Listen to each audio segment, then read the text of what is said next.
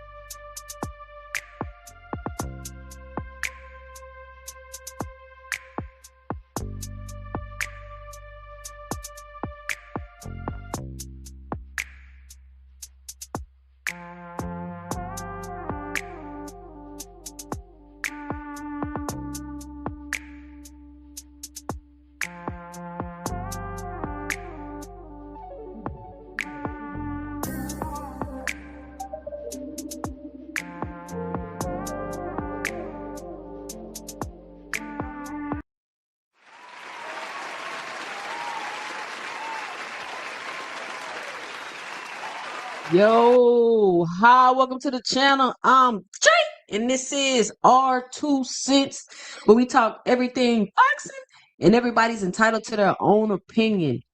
In today's video, we will be doing a live review with Brian Custer on the Last Stand podcast, where he was able to sit down with Derrick James. Y'all know how it goes. We're gonna stop the interview. We're gonna stop it throughout the interview, give my 2 cents, let y'all know what I'm thinking. Now, I've been going around and I've been seeing people's reaction to this. I didn't get to see too many people reaction.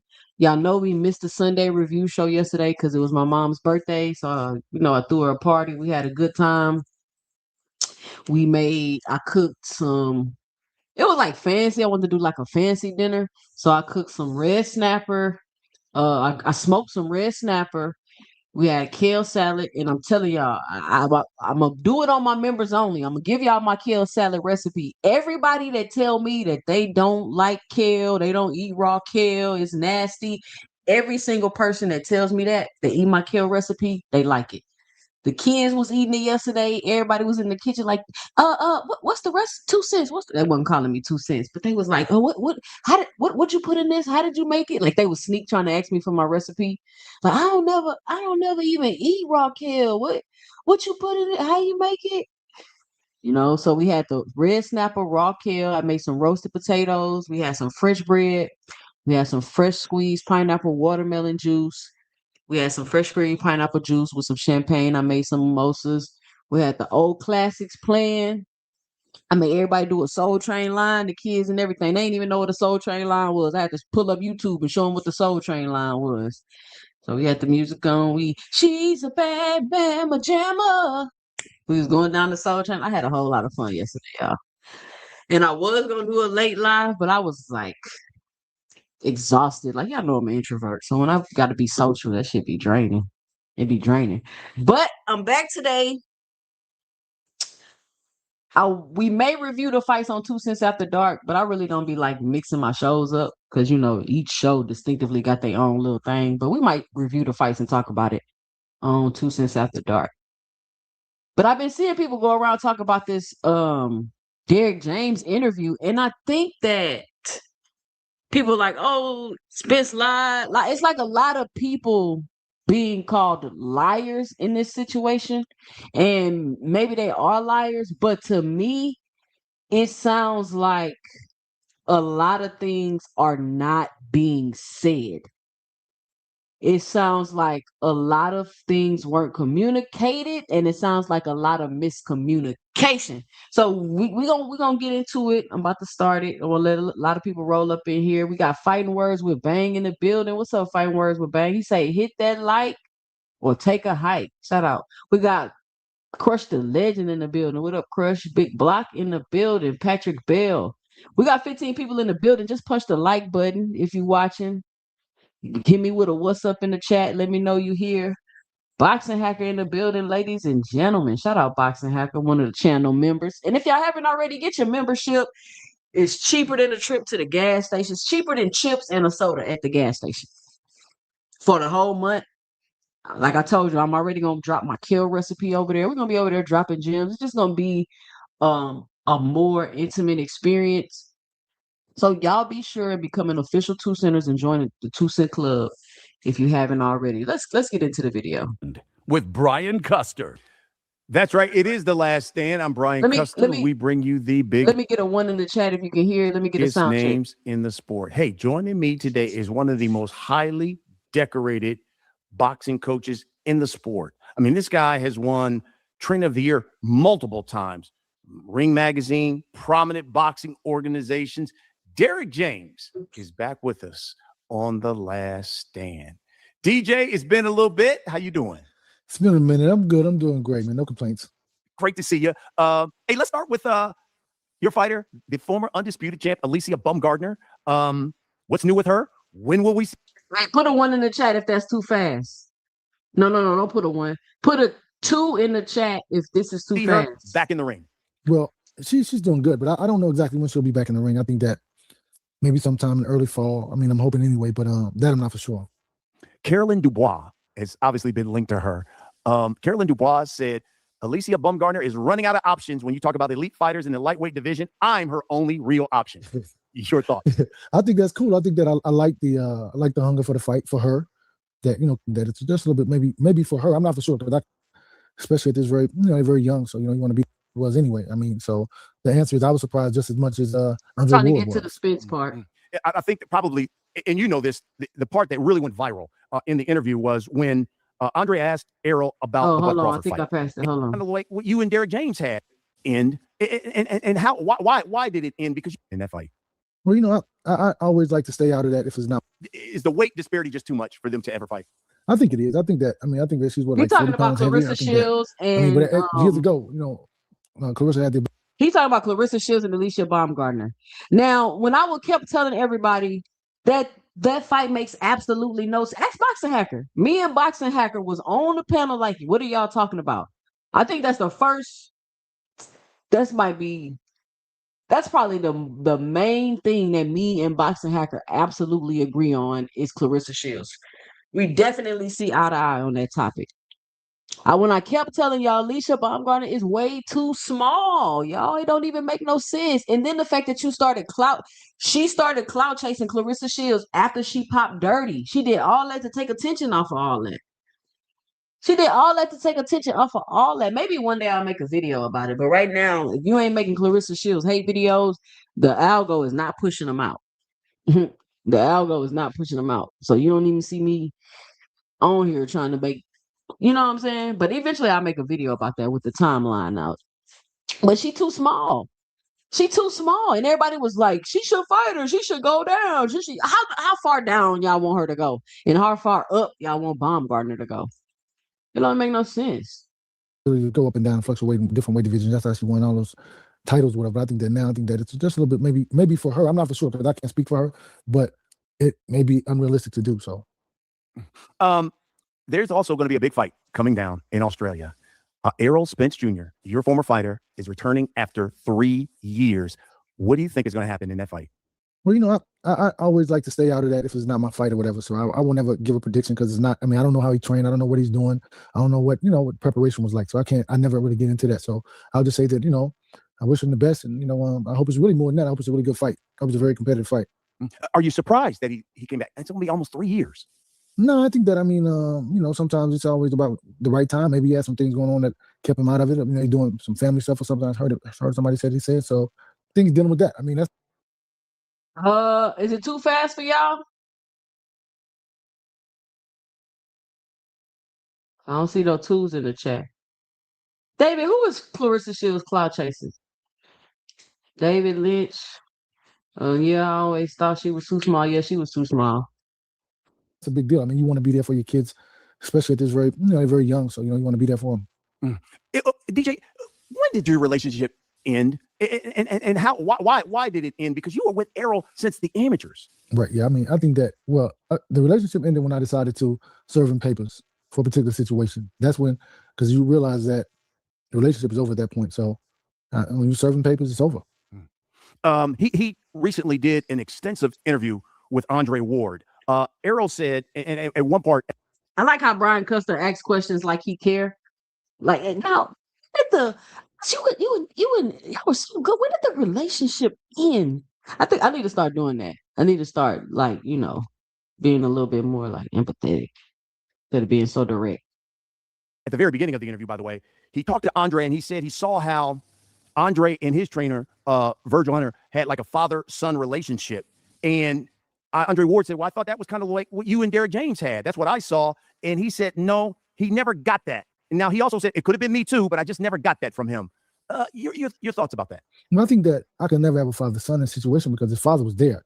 So it's more like a big brother. And I thought that we had something more than what we really, something more than what it really was anyway. I mean, so the answer is I was surprised just as much as Andre Ward was. Mm-hmm. I think probably, and you know this, the part. You see what I'm saying? Do y'all see what I'm saying? Where is the mix-up in their relationship? Derrick thinking everything cool, but Earl saying, "Oh, the father-son thing," and it's like, "Yo, daddy, right here, Earl. What do you think?" And then James is like, I thought we had a big brother thing going on, but shit, I guess not. Listen to the interview. So it seems like it's a lot of things that maybe Earl wanted to express and say that he didn't. And so far, that's what I got. And Earl, he seems very emotionally awkward. He seems like a very emotionally awkward individual. Like, you ever meet people like they never just express how they feel, and then you think it's something the whole time, and then you finally hear it and you're like, damn, why you ain't say nothing? Like, you really felt like that? I didn't know you felt like that. Why wouldn't you say nothing? Like, why would you? I don't like to be in relationships with people, and I don't mean like romantic relationships. I mean friendships and everything. And you lead me on and let me think something when you know that that's not like if I think we cool and we partners and we friends and we go out and I pay for stuff I'm just an associate to you. Make that be known. Don't be acting like we friends and we cool and we buddy and we so cool and we together, but you'll go tell somebody else, oh, we ain't really cool friends like that. She's just my associate. Like, no, let me know where we are in this relationship so I can act accordingly. And it seems as though that wasn't communicated between them. Because I don't understand how everybody's so confused. You get me? Like, I don't understand how everybody in this situation is so confused. That really went viral in the interview was when Andre asked Errol about the Bud Crawford fight. And Errol's reply was, and I'm quoting him, that camp was bullshit. That camp was trash. I've never had the opportunity to ask you about it, but I guess I'm doing it now. How would you describe the camp that you had training for Terrence Bud Crawford? I won't say that. I won't say that it was. This is what I'll say is that we weren't able to do everything that we do normally to prepare for a fight. The gym was busy at that time. I mean, like, this kids running around, the Buddy Jordan kid running around the gym. So it was like, it was a different space, but I know that the whole protocol changed right after that. Like, no kids in the gym, no this or that, so it's like, if his perception of that, I had 2 other training camps going on at the same time. So it was like, but they never trained at the same time, but they were going on simultaneously. So, I won't say that it was trash, but it's just. And to me, And two things can be true, but to me, it seems like they really felt some type of way when he started working with the other fighters. Could that have affected the time and the attention that Derek spends with them? Possibly, but in Derrick James' mind, he like, look, I'm working on the same schedule I've been working on with y'all. Because my understanding of their relationship, it was always boom, we train, we work out, and we go our separate ways. I knew they never had like a close relationship like that. Even Derrick James to me, like I thought it was a big brother thing. It's kind of like I don't know. I don't know. It's just strange. It's just strange. So Derrick James don't feel like it was a bullshit camp, but Earl felt like it was a bullshit camp. Derrick James could be like, I did what I always did, and I did what I could do with everything you had going on. And Earl is like, it was a bullshit camp because he knew he couldn't do all the other shit that he normally do because of his situation and what he had going on. And he's already said it's not on Derek. But I think, the boxing community wants to place the blame somewhere. And if you ask me, I would personally place the blame on both of them, in my opinion. Let's see what else Derek got to say. Perceptions, so nothing I can do about it. And so you're not saying, even though you had different training camps going on, it wasn't like he didn't get one-on-one attention. And no, they never trained at the same time. The only time they would see each other is just they overlapped, right? If somebody came earlier or somebody stayed later. Another thing I want to comment on. Why do you have your kids at the gym? Why do you have your kids at the gym? The coaches I came up under, ain't no distract. You're not bringing anything with you to practice. But I'm gonna speak more on that because I think Jamel Charlo talks about it later. That they really just have overlapped. I mean, sometimes AJ would watch Errol spar, and and then he would watch Frank spar, or they would vice versa. They would watch each other, but it was never like I was training them both all three of them at the same time. No. Was it disappointing when you heard him describe that camp like that? I mean, I think that it was because you think about it, but I mean, it's for him though. I mean, like, yeah, okay. He said, yeah, Derek, it was. Derek, don't lie. These guys just do not want to admit that they feel anything. What is that? I hear men on these podcasts complaining all the time about how they don't get to express themselves and they can't and this and that. And then somebody asks you a question to express yourself and then you act like you can't do it. Come on. He didn't spar. No, he did spar for 2 weeks, and supposedly he got injured within the last week of the sparring, so he couldn't spar for the next 8 weeks. So he sparred for 2 weeks, and he said supposedly he got injured. Why did he throw the supposedly in there? Why is it a supposedly? Derek? Because he suffered an injury in that sparring session. So, or whatever the last week of sparring or whatever. So that's what I mean. So I mean, that's the only thing that was really different, was that he didn't have the ability to spar because he was injured. And that's, let me zero in on that because it's interesting. He said in the interview, I didn't spar for like 6 to 7 weeks. He said that's the only thing that was different, was the fact that he didn't get to spar. Now that's a huge thing to be different. But he said that was the only thing that was different. So in Derek's mind, he like, that's the only thing that was different. Why was the camp ass?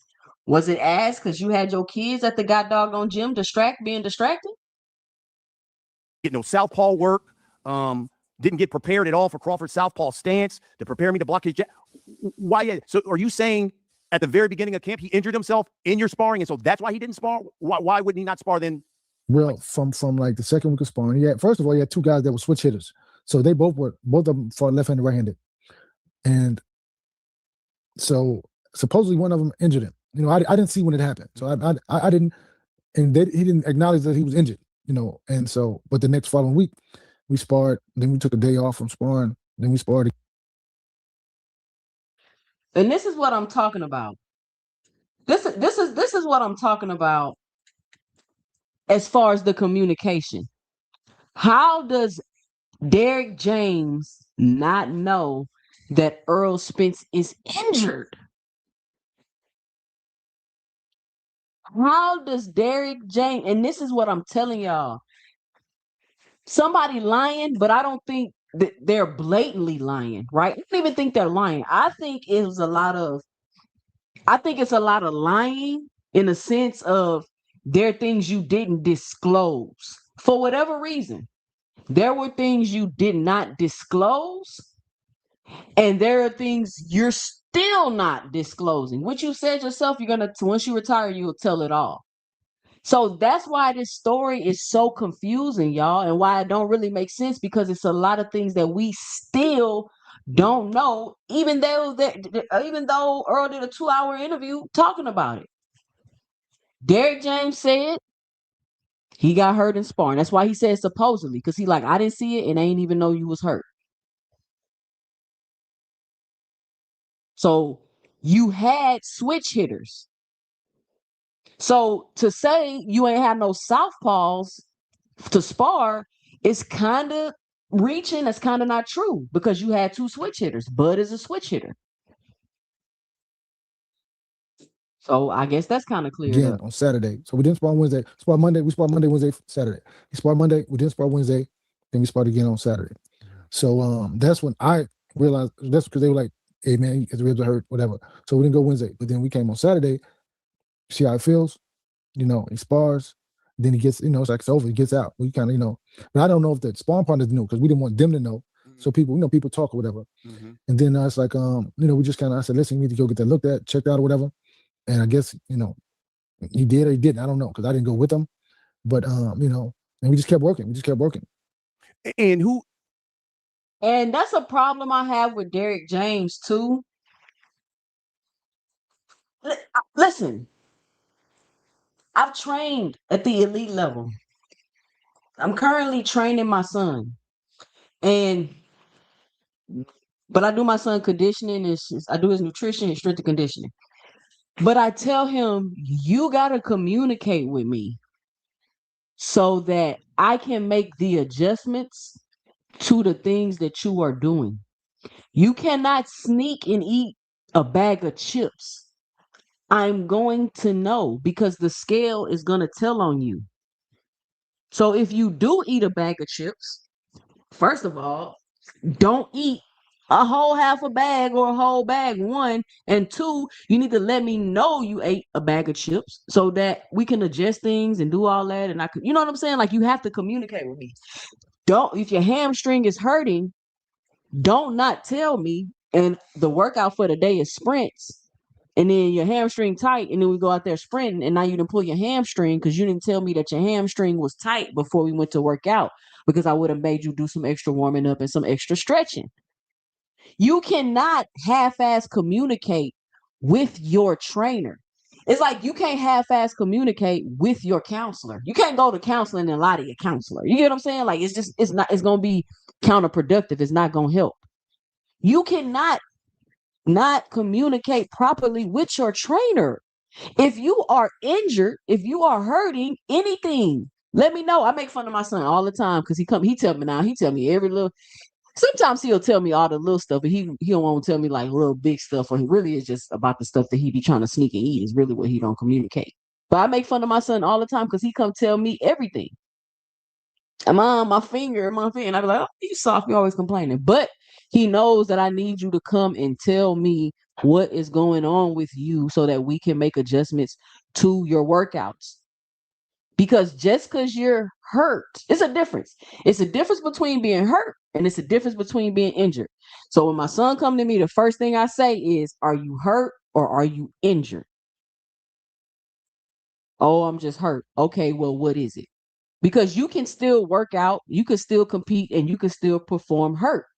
You can still work out and you can still compete injured also, but it depends on the injury.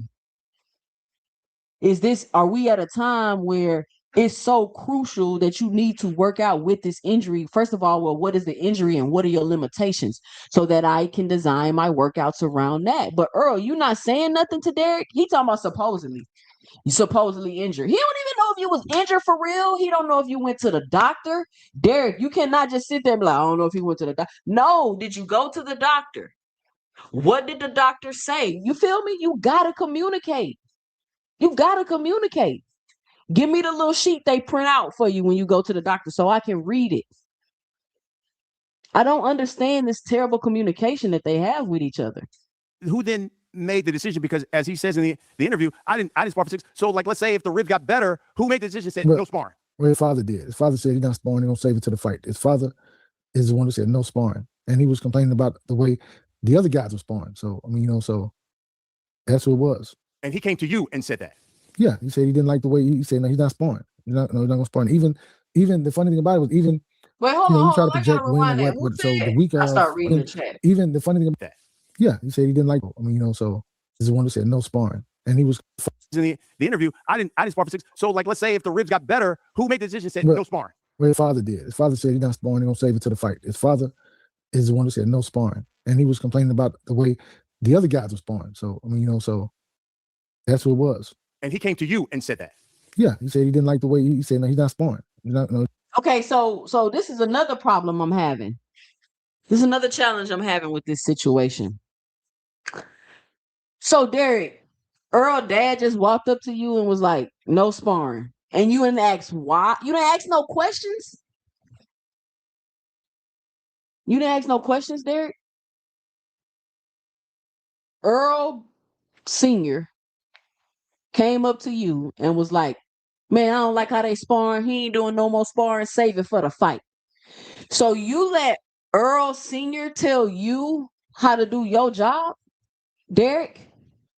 And now I'm wondering, did Earl know that his dad told Derrick not to do sparring? Because Earl sat in the interview with Andre Ward and was like, I don't know why I wasn't sparring, which I had an issue with Earl, because if you're not sparring, Earl, or you got questions about what's going on and you're unclear, why didn't you have a conversation with Derrick about it? And the only reason why you wouldn't have a conversation with Derrick about it is because, one, you were fine with it, and two, it's obviously something that you were hiding or not disclosing. And I like Earl said, it's not on Derrick. He didn't place none of this blame on Derrick. It's the boxing public doing that. But as I'm looking at this whole situation unfold and I'm hearing everybody talk, it's a lot of miscommunication going on. It's no way. I mean, me and my husband train my son, so it's nobody gonna walk up to me and tell me something. But I'm just saying, like, it's no way my husband gonna walk up to me and be like, don't do no sprints with Jumbo today. I'm going to say, why don't you want him to sprint? And then you think he's gonna be like, no, he don't need to sprint, let him save it for the fight. What is that? What are you talking about? Why don't he need to sprint? Can you let me know what's going on with the athlete? Can you let me know what's going on with my athlete?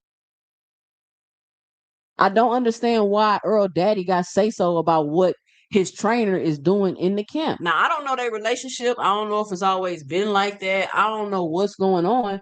But when you hear Jamel Charlo talk, he talk as if Derrick got to be in charge. Like he got, when you hear them talk, they make it speak like Derrick got to be in charge. It's his way. He got this big ego.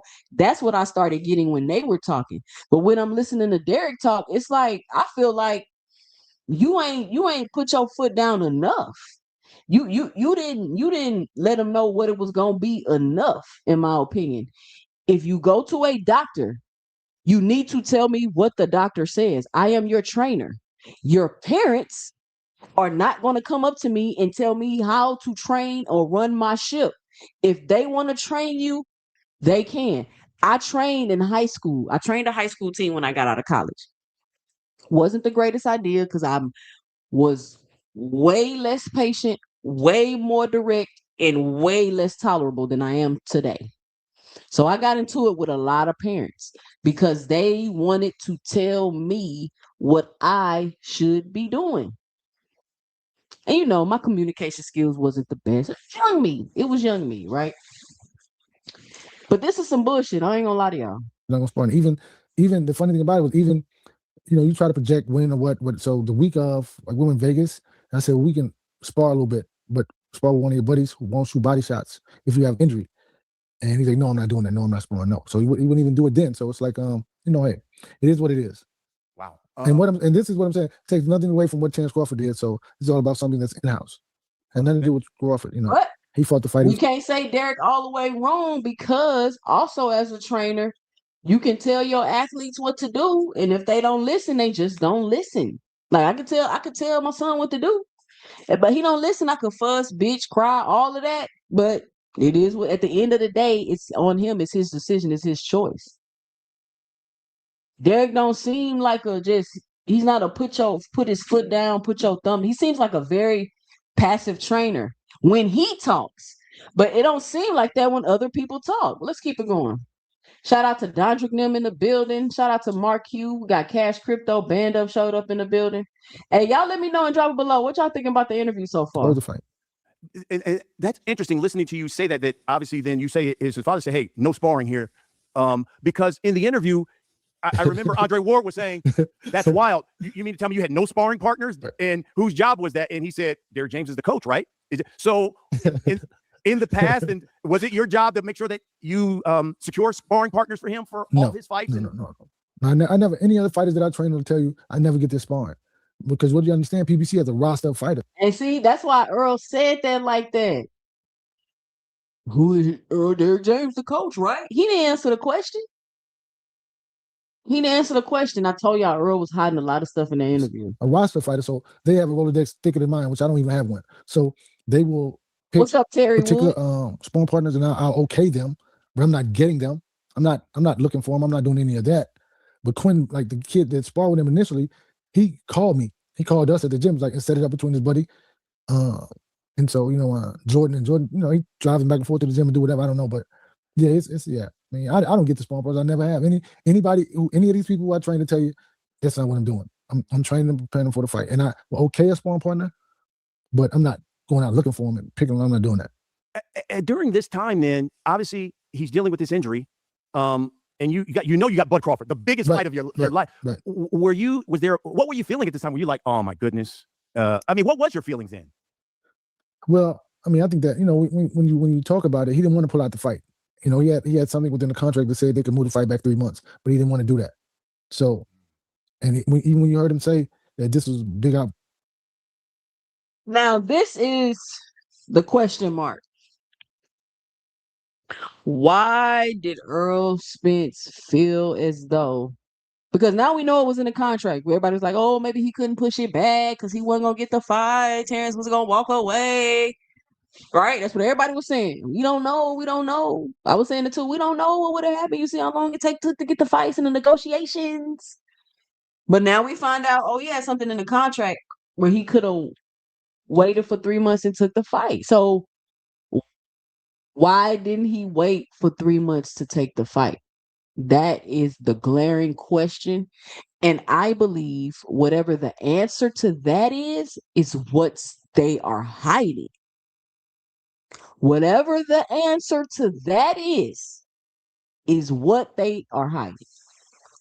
In my opinion, just to give my 2 cents. Opportunity, whatever he said about, he couldn't pass it up or whatever, which he could have moved the fight 3 months further back to probably get a little, feel better. But that didn't happen. So, I mean, nothing I can say about it. And so in the interview, he talked about taking a cortisone shot. That's what that was about then. Right. That's why I influenced him. Like, you have to take a shot. You got to do something, because if you're not going to pull out, if you're not going to, he didn't. How are you influencing him to take a cortisone shot if you don't even know how hurt he is or what's going on with him, because he ain't told you what the doctor said?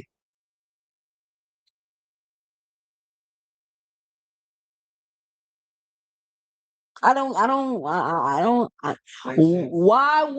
could you? Listen, it's too much that's not being said, y'all. How can you be like, oh, you need to get a cortisone shot when you just said he was supposedly hurt? You ain't even know if he was hurt for real. This shit sound like this is just a shit show. Far, even the last couple of weeks when I was like, hey, listen, you can just move around. They won't throw body shots. And I mean, so, that's what the cortisone shot was about. So listen, you got to get a shot of something to kind of deaden the pain or whatever. All of this is really interesting because I'm listening to you. I didn't know that did his father always play that big of a part? No, not really. But this particular time. Not really. Derrick. Derrick. Whatever this thing you and Earl do, it pisses me off. This whole passive. Like that's when I hear them talk, that's just what I imagine. Like, okay, like what? I just want to smack y'all in the back of the head. How, if his daddy never was really saying nothing, can come to you and tell you he don't need to spar? Because they are hiding something. What was it? And why couldn't he push the fight back? Y'all ever like been around people or been around family members and they be so secretive about everything and it's just annoying? It's like, you know your cousin got a C in algebra, but they don't want to say nothing. They trying to keep it. And it's like they acting like he got AB on a roll. And it's like, why are you trying to keep that a secret that he got a C in algebra? Just little stupid stuff. It's just like, like I don't know. It's weird. Like people that act like that, they just weird. Because it makes me feel like I can't trust you. It makes me feel like you're dishonest. And it's not really that you being dishonest, but you are being dishonest because you're not expressing what you really feeling or what's going on in your head. And if you don't got nothing in your head and you don't feel nothing, that is also a problem. And maybe Derrick is just being vague, and maybe he did have a conversation with Earl Jr. and he just ain't give him the information. But Derrick is telling this story like he was like, "Hey, he ain't sparring no more. Save it for the fight." And Derrick was like, "Okay, la la la." You ain't ask for no details. I'm not understanding this.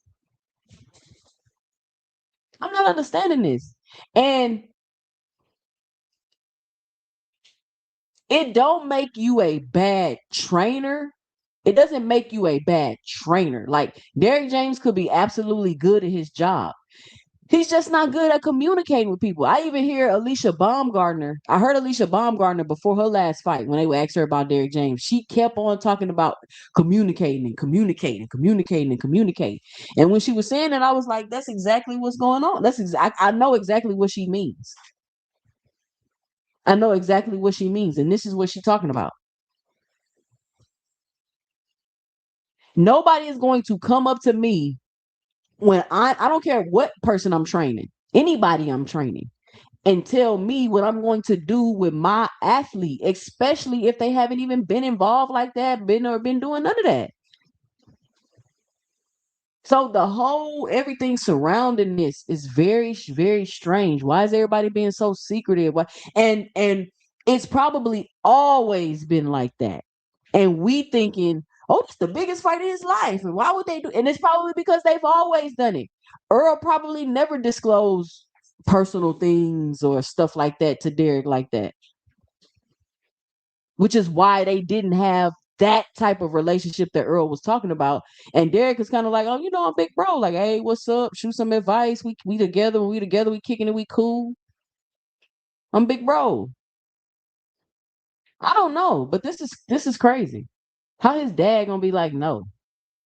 Did, because I mean it's like they knew something that I didn't know. Right? Because initially I didn't know he was into.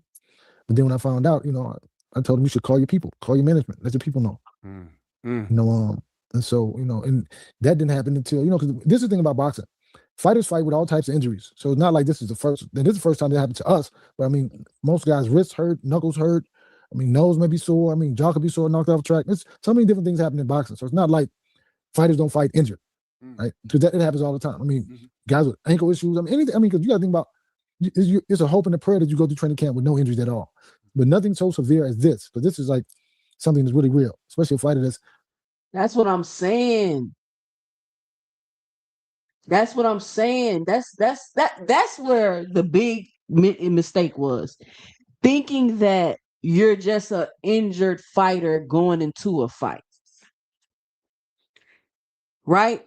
That sounds like that's like I think Earl knew deep down what was up, but whatever was preventing him from pushing that fight back, he went ahead and went through with it. For whatever reason, I don't know why. We don't know why yet. He hasn't told us. And I don't know if it's Earl being who he is that he didn't say nothing because that's dumb. You need to let your trainer know. Or you didn't want to let your trainer know or let people know because people would have told you not to fight or made you, but I don't know. I don't know. But everybody did what they could do in the situation, in my opinion. And people keep saying Earl need to take accountability. He took accountability. He did not blame Derrick James for none of this. Even though when he said that whole the coach supposed to pick the power partners, right? He shouldn't have said that shit. He shouldn't have said that shit. Especially if you had two switch hitters in camp. Punching and hitting you all over the, Crawford has a selection of punches you throw. So that's a possibility of him to the body. So I think that, that's just what it is. Hey, so let me clear. Jermell Charlo, Kilo Kane.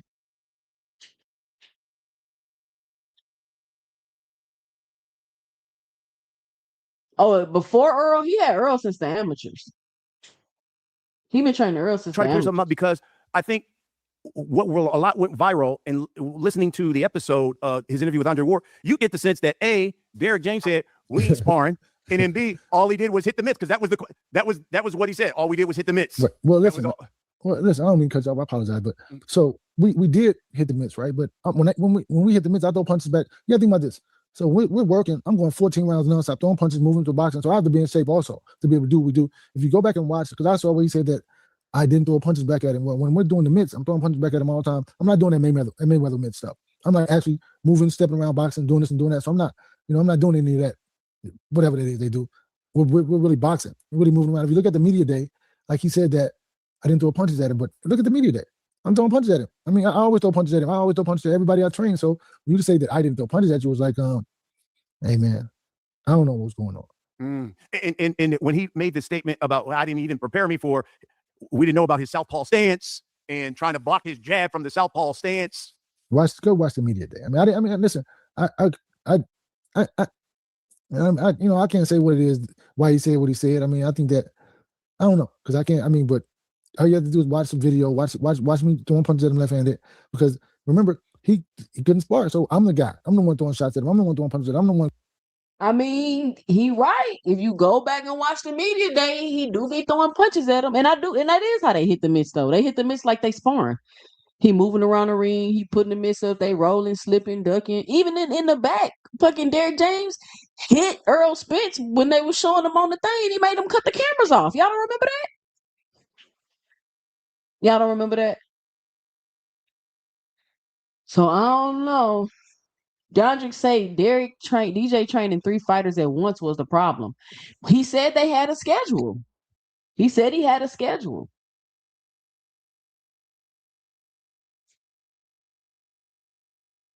But listen. Why is it why during the biggest fight of my career do you have 3 major training camps going on simultaneously? Derrick James focused paying to his money and away from Earl, which is cool, but don't front. Okay, I'm just listening to both sides of that story. I mean, you can't fucking train anyway. You can't train anyway. Your daddy telling me you can't spar and all this other 14 rounds with him crazy. on the mitts, throwing punches at him nonstop. So I had to be the sparring partner because he wouldn't. And I knew I wasn't throwing shots to the body because, I'm working on reaction time. I said, you need to maybe spar with one of your buddies because I know they won't throw punches at you. I won't say the guy's name that I said because he, he's in his pocket. So I won't say that name, but I'll say that I recommended that you spar with this guy because he'll know not to throw body shots at you. What does he mean he in his pocket? What did he mean by that? But he, no, I ain't doing it. So nothing I can do about it. Wow. How would you compare, let's say, the biggest camp of your career compared to the fight like right before was Ugas? Right. How were they vastly different? I mean, obviously, assuming because Ugas you sparred, and right. Was it how vastly different were they? This is what I'll say about that. Is that was my toughest training camp ever. With Crawford. Because you got to remember, I'm the sparring partner. I'm going 14 rounds, throwing punches nonstop, moving around, and I'm training 3 fights. I'm for 3 fighters. Anthony Joshua, Frank Martin. They both won their fights. They both sparred 3 days a week. So the only reason why he didn't spar because his father said he's not sparring, and he had an injury. So I don't even know why you would even say that, like leave it open as if you didn't. It was because of me. When in actuality, if you get injured the second week of sparring, and your father say you're not sparring anymore, why should I get some sparring partners? We're not sparring. I have to accept the fact that I have to be that person. I have to be the person to throw mitts at him nonstop. I go to the gym, I go running, I work out, I stay fit. And so I'm working nonstop with all three of those guys. So I don't know what will make it. So it seems like the image that a lot of people have in their head, because he's not sparring, as if he didn't just like do nothing. But Derrick is saying, I was his sparring partner. We got in the ring and did mitts 3 times a week for 14 rounds. I was in there throwing punches at him and woo woo wah wah wah. So he did try to supplement the sparring because his daddy told him not to give him sparring. 2 centers, those in the chat, everybody listening. What would you have done, or do you think that made sense what Derrick did? Well, since you can't spar, I'm gonna supplement and be your sparring partner, but we gonna do it with the mitts instead, which is a good idea. I ain't tell my husband he didn't do that. What y'all think? Because it came off like you ain't spar, like you ain't do nothing, but you did spar as much as you could with what you had going on. Did Earl father say no sparring partners or no sparring? He said no sparring. He said he didn't like the way they were sparring, and he said he told them no more sparring. Let them save it for the fight. Dondrick say DJ let it happen. Nah, your camp, your rules. Ain't nobody telling you how to run a camp. He let it happen. Exactly, Dondrick. That's the same thing I said. You must have not have been here earlier. I don't understand how Derrick James is letting people tell him what to do with his athletes without asking no questions. And I'm thinking maybe his dad did explain, maybe they did talk about it. Derrick, he don't seem to be the greatest communicator, so he just telling that part of it. But ain't no way somebody finna come up to me and tell me what to do with my athlete without even telling me what's going on. So I agree. That's what I'm saying. I don't like all that passive stuff. You too passive. Derrick James said that Earl didn't say that. There are 3 sides to a story. I just got done watching this interview. This guy seemed like he throws rocks and hide his hands. Okay. Hey, give me your 2 cents. That's what we here for. Say those things he said, especially when there were people in the gym who saw me throw punches at him, who know why he wasn't sparring. At any point where you're like, I can't believe this, the biggest fight of my life, and this is what I'm dealing with. I mean, it's like it's life, man. What you want to do? I mean, it's like if he didn't want to, pull out and reschedule. Which I mean, listen, man, most fighters don't want to do that. I think it's the fight in him, it's the dog in him that really wants to just keep fighting a fight, opposed to in their mind it's like maybe it's a cowering out, like or a different situation. But I mean, you got to go get it. I mean, that's what he did, and that's what he wanted to do or tried to do, I guess. And right. Based off of that, at one point in the interview, he said, I knew I was going to lose, just from the way my body felt. But I understood that this was a big payday. It was going to generate wealth for my family. So he obviously said in his mind, he was thinking that. Were you thinking that at the same time? No, I didn't. No, I didn't. No. No, I mean, I really don't. No, I didn't think that. I thought, I mean, I was because it was going so well. Only thing we weren't doing was sparring, but I was the sparring partner. Everybody in Vegas in the gym, he was going 14 rounds with Derrick on the mitts, right? He's fighting a 12-round fight, so I said, okay. So Derrick was like, shit, he should be cool. I mean, I know he injured, but he's looking decent. He ain't looking like, you know what I'm saying? He ain't looking like he just can't do it. I think that cortisol shot, he said he wasn't able to sleep. It's too much we don't know, y'all. It's too much still not being said for We real. go 14 rounds, some days 16 rounds. And so it's like, I mean, you just, I never knew he had that ideal. He felt like that. I mean, if you go into a fight knowing you're going to lose, you're going to do just what you want, just what you believe you're going to do. But like I said, it had nothing to do with Chance Crawford because he prepared for that version of Errol Spencer fought Ugas. Said Errol Spencer fought Sean. I don't think Earl said he thought he was going to lose. He just knew, I think he just knew it was the possibility, but he just kind of felt like, I pulled it off so many times before, possibly I could pull it off this time. That's what he prepared for. So it's not, I mean, being injured, that's part of the game. I mean, it's not, you can't, it's. I mean, I know missing sparring not the same, but I said he tried to supplement the sparring. Well, I mean, what would y'all have done if your athlete can't spar and they got a fight coming up?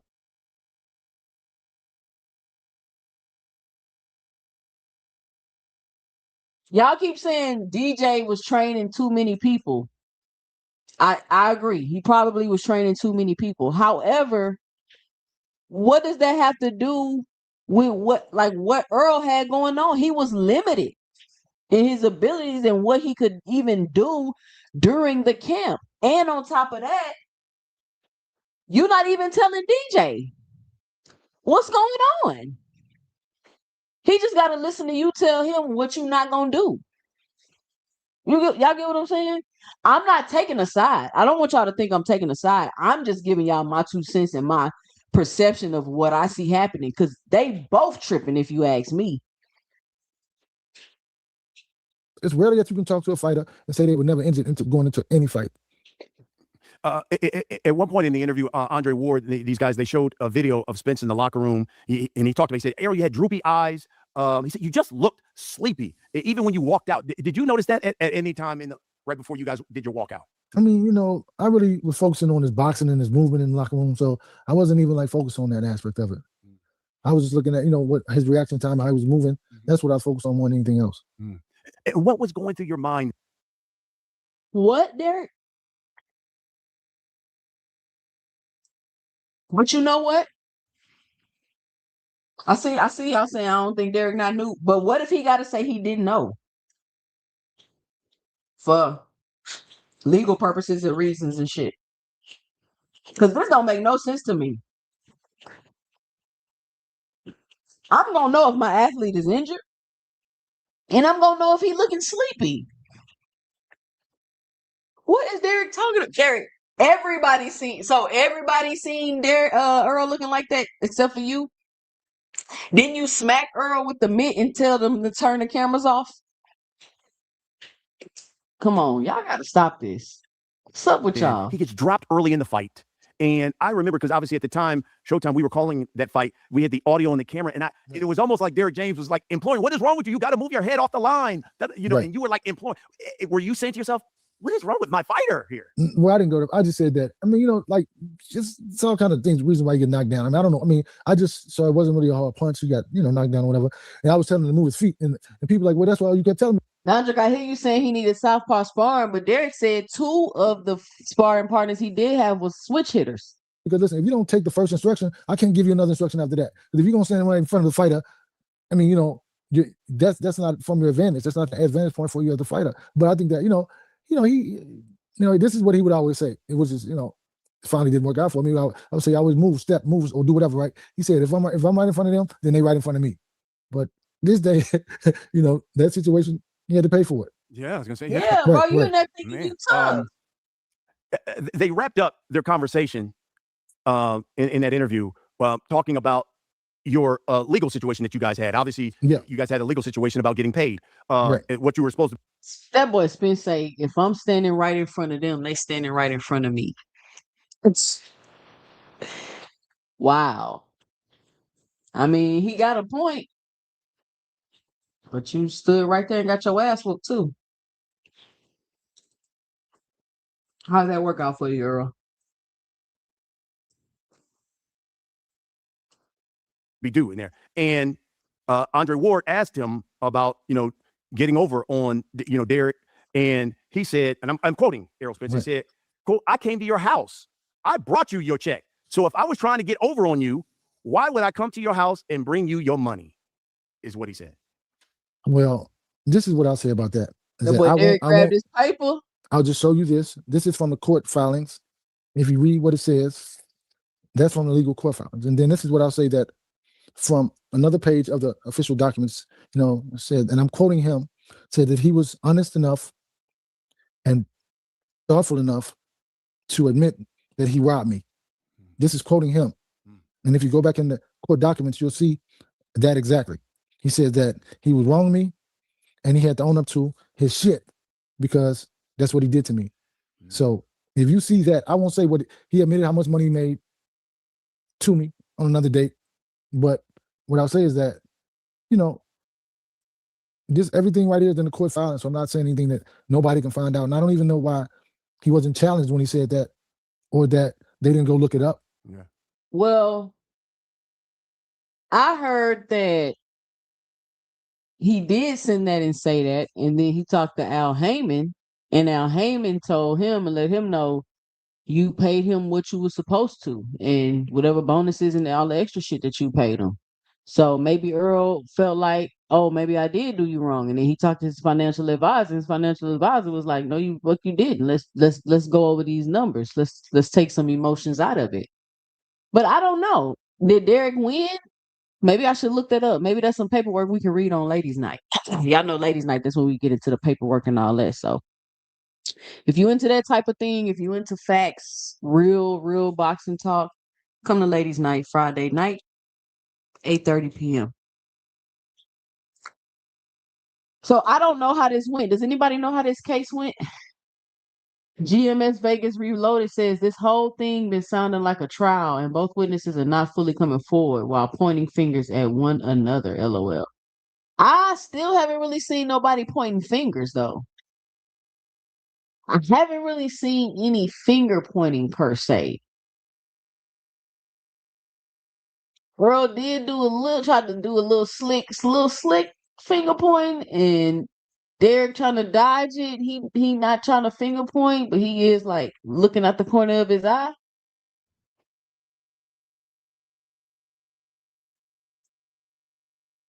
Because they would find out. So you put out something that's not even true for no reason at all. Because I mean, you found this what does it say at the bottom? It's like from the filing, it's from the court filing. So yeah, so it looks like he only initially gave you 350,000, but has he give you well over 2 million, I guess, after the so wow, interesting stuff.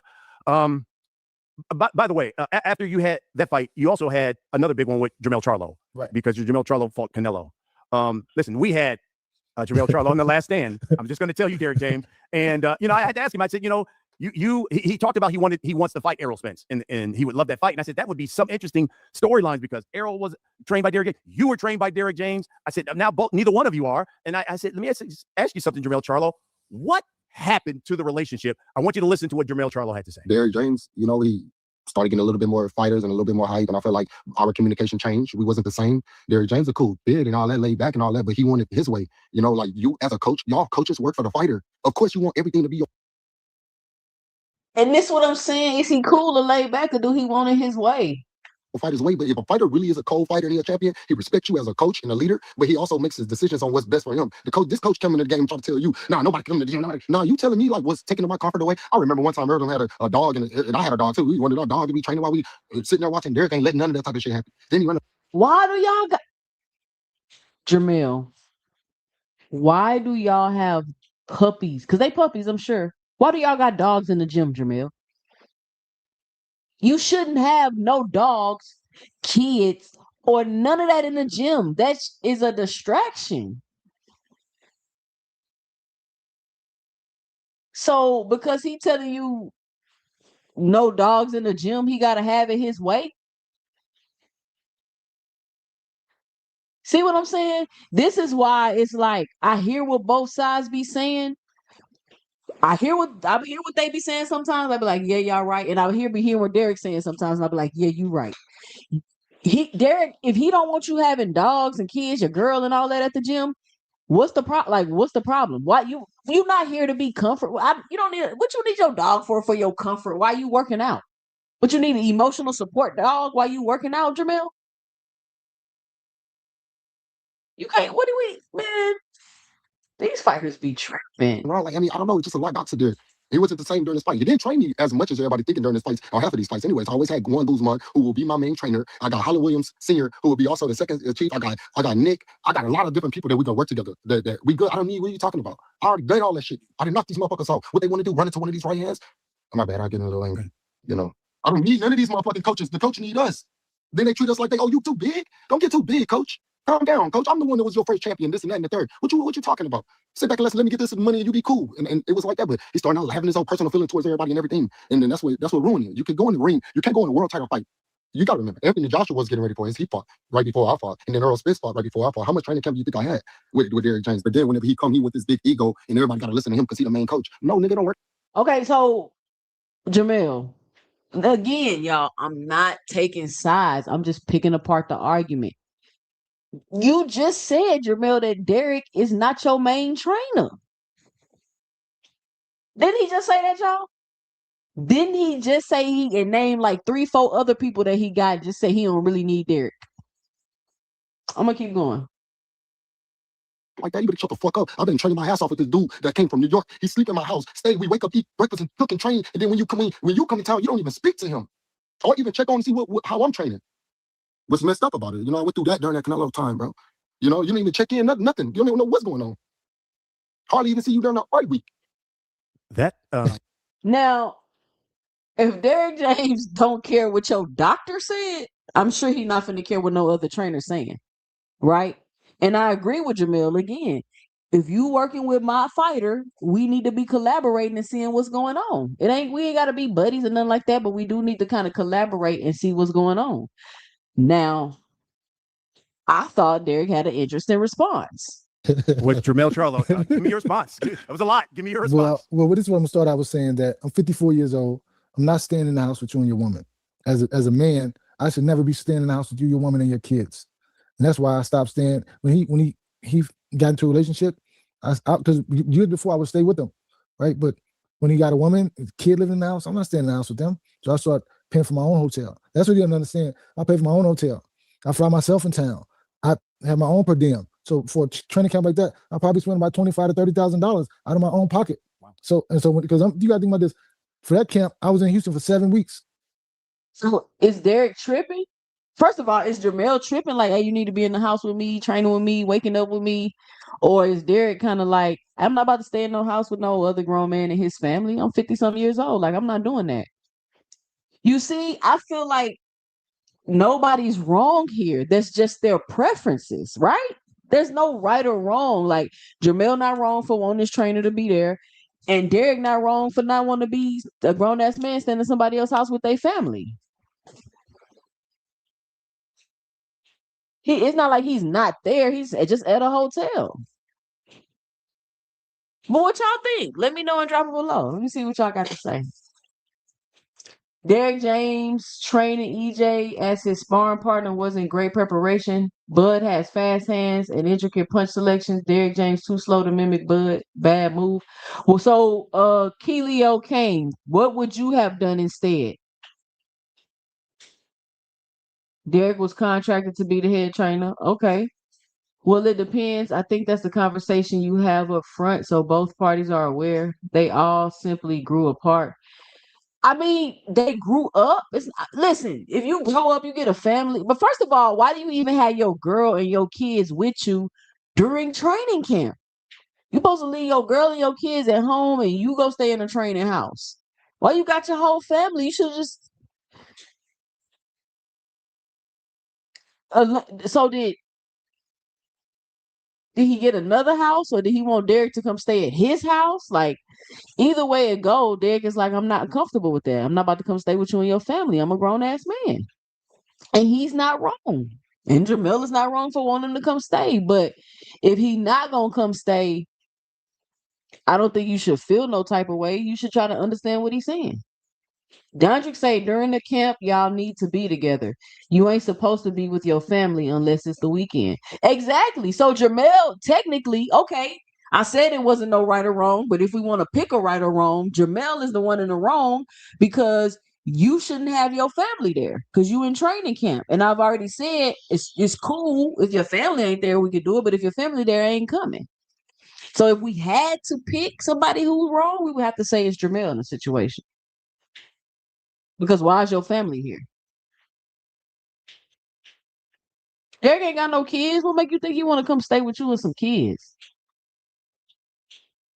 So Anthony Joshua fought August 12th.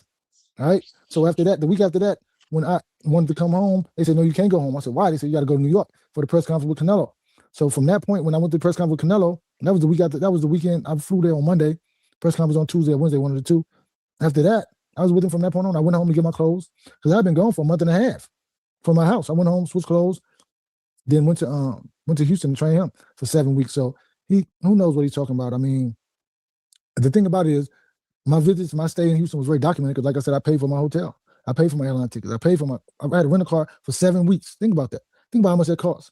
You renting a hotel room for 7 weeks. I would fly home on Saturday night, come back on Monday. So for 7 weeks now, the last week, only week I didn't do that was the last week of training camp. Other than that, I would fly home on Saturday, come back on Monday for 7 weeks. Why do you think he said, I hardly even saw him. He hardly even trained me for half those fights. And then he ended it by saying, for Canelo, I didn't hardly see him for fight week. Well, this what I'm gonna tell you. So he only had Guzman when he lost that fight to Brian Castagna. All right, here go Derrick James. He about to shoot some slugs. Y'all know I gotta pause it. Derrick James about to shoot some slugs. Let's check it out. How much long we got in this video? I ain't want this to be no whole video, no whole long 2-hour video. I'm already an hour in. But I thought his response was interesting. And if you listen to the replay, let me know and drop it below your 2 cents. I'm curious what people got to say.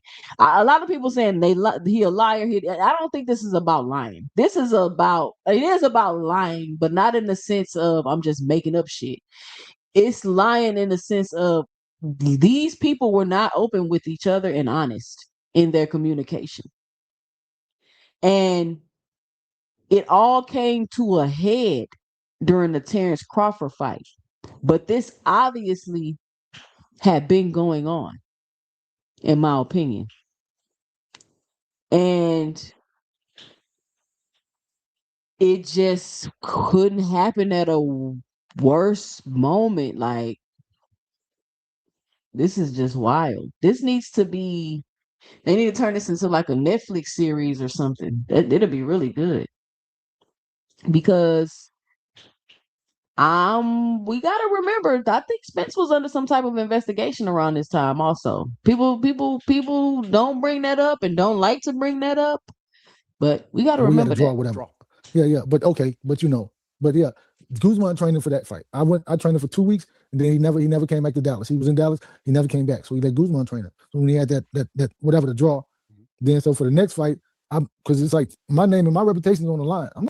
And that's why, if you ask me, Charlo was not listening to Derrick in the corner for that fight that he got the draw because he hadn't been training with him. He was training with Guzman. Oh, that makes sense. I don't care about none of that, what you're talking about. But you see what happened when he knocked the guy out. That was when I trained him. So then when he fought again for Canelo, Guzman was only with him for 3 training camps. But he trained him for the first Brian Castagna fight, the second fight I trained him for, and the Canelo fight I trained him for. But I mean, you can't make somebody fight who don't want. I mean, hey, I don't know what to say, but hey, me talking to the assistant who speaks Spanish, what am I gonna say to him? And what are we gonna talk about? I can barely understand what he's saying. So I mean, that's no disrespect to him, but I mean, if I'm in training camp, you getting instructions from me, and I'm talking to you, and you talking to me. What am I telling somebody else? I work for you. I'm working with you. Me and him I don't dislike that man. I don't have nothing to do with him. But I'm not gonna stay in your house. That's for sure. If that's what you wanted.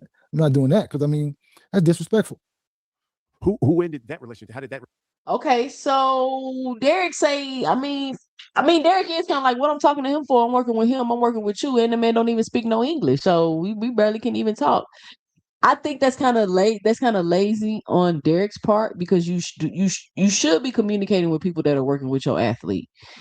If it's tough to communicate with them, oh well, you just got to deal with it till you find out the information that you come up with. But I do understand what he's saying. But it's like, yeah, no, Derrick, no. Relationship. We both. Well, I mean, I'm not gonna go. I'm just gonna say we both did. Okay. We both did because I'm not going. I'm not gonna. Because I mean, when I was in London, when they called me and told me I had to go to the press conference, I told them I didn't want to go, but I ended up going anyway. But I didn't want. I said I don't want to do it. I don't want to go. I'm not training them for the Canelo fight. For the Canelo fight, yeah, because I was gone for a month and a half already. I went from being in Vegas for a month to being in London for 3 weeks, or really almost 2 months. I was like, I'm going home. They're like, no, you got to go to New York. No, I'm not going. I'm not. But I did it anyway. I trained him anyway. But and it's all about your commitment to it. I was committed to it. But I just did 7 weeks there, and I mean, he was unfortunate. He didn't win the fight, and nothing I can do about it. So after all of that, so you have Errol. He takes that big loss. Right. Then Mel takes that loss. Eventually, Frank Martin, obviously gets stopped by. Yeah, that was a year later, though. That was all a year later. Yeah, Ryan Garcia. Right. Obviously, he ends up losing to Rolly, right? Yeah. At one point, everybody was saying. I mean, think about this, though. Think about this. Everybody want to be like, oh, Derrick a bad trainer. Jamel lost to Canelo. Frank Martin lost to Tank. And Earl lost to Terrence Crawford. Like, what are we talking about?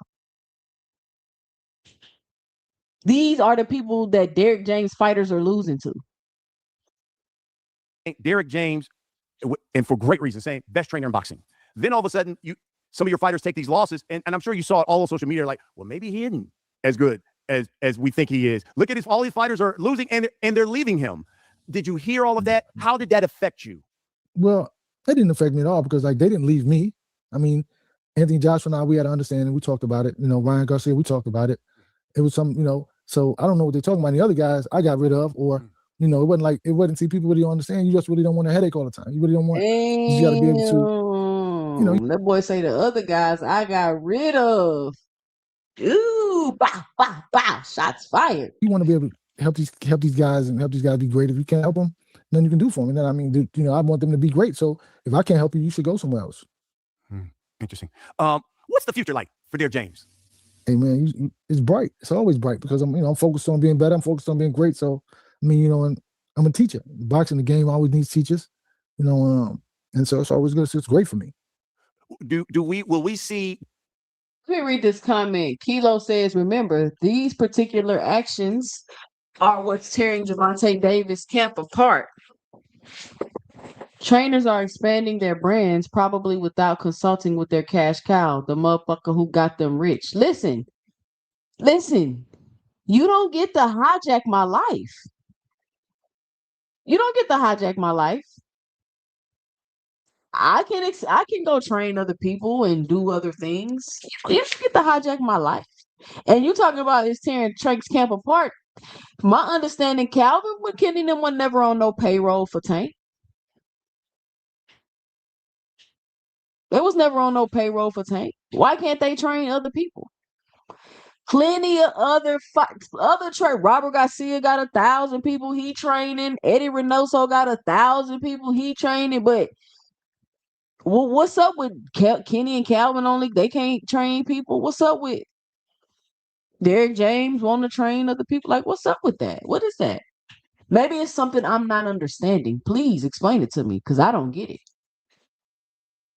I don't get it. Derrick James back training, and obviously you have Alicia, but I'm talking about on the male side, more of these, let's call them prominent male fighters again in the Derrick James stable. Yeah, I think you'll see it. I get calls. I get calls and people hit me up like big guys. People hit me up, whatever. And so it's just like, you just got to be willing to go through that. I mean, people, you got to be willing because he is like, you can help a fighter, you can develop a fighter, you can, even on your show, Mm-hmm. and you asked Errol about me being the best trainer in boxing, whatever. I remember this, and he said, yeah, he made Jamel into a knockout puncher. I developed his power. Whatever, but and so you do a lot for a lot of fighters, and it's just a game. It's what it is. But I mean, I want to develop fighters. I want to keep building them up and developing them. And like I said, people call me all the time. And you'll get my DMs from all over the world. It just depends on, hey man, you really want to, you want to be bothered with it or not. Yeah. Is there any loyalty in this game, and especially the fighter to trainer relationship? When it boils, is there loyalty? The loyalty to yourself and the commitment that you have for yourself, right? So that's what I believe. I mean, I don't think that you have to be. I mean, like. The loyalty is to yourself, right? The loyalty you have to be is to the commitment you truly have to uphold, the one you make to yourself. So that's what I say about that. I don't think that you have to necessarily be. I don't think you cutting people's throat or lying on people and telling them, whatever. But I think that you can say, listen, I want to do something different. Okay, that's cool. I mean, that's why I'm gonna take it because it's like I'm not basing my whole situation off of this or that. I have other businesses and stuff I do in foundation and.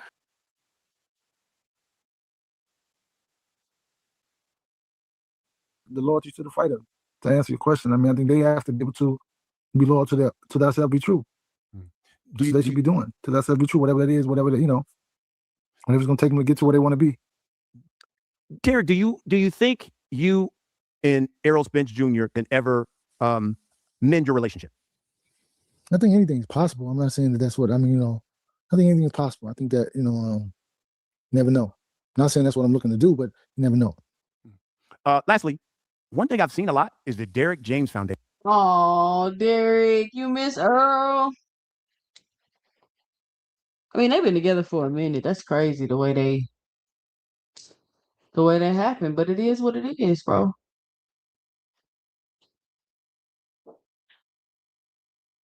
It's a difference between a traditional family setting training camp than just hiring individuals to be trained by.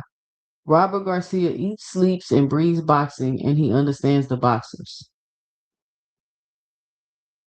What does that have to do with him having and training multiple people, though? EJ and Mill were used to DJ just training them, and DJ wanted to build his portfolio, and nothing was wrong with that. Yeah, like what's with these fighters acting like these trainers can't go work with other people? That's all I'm asking.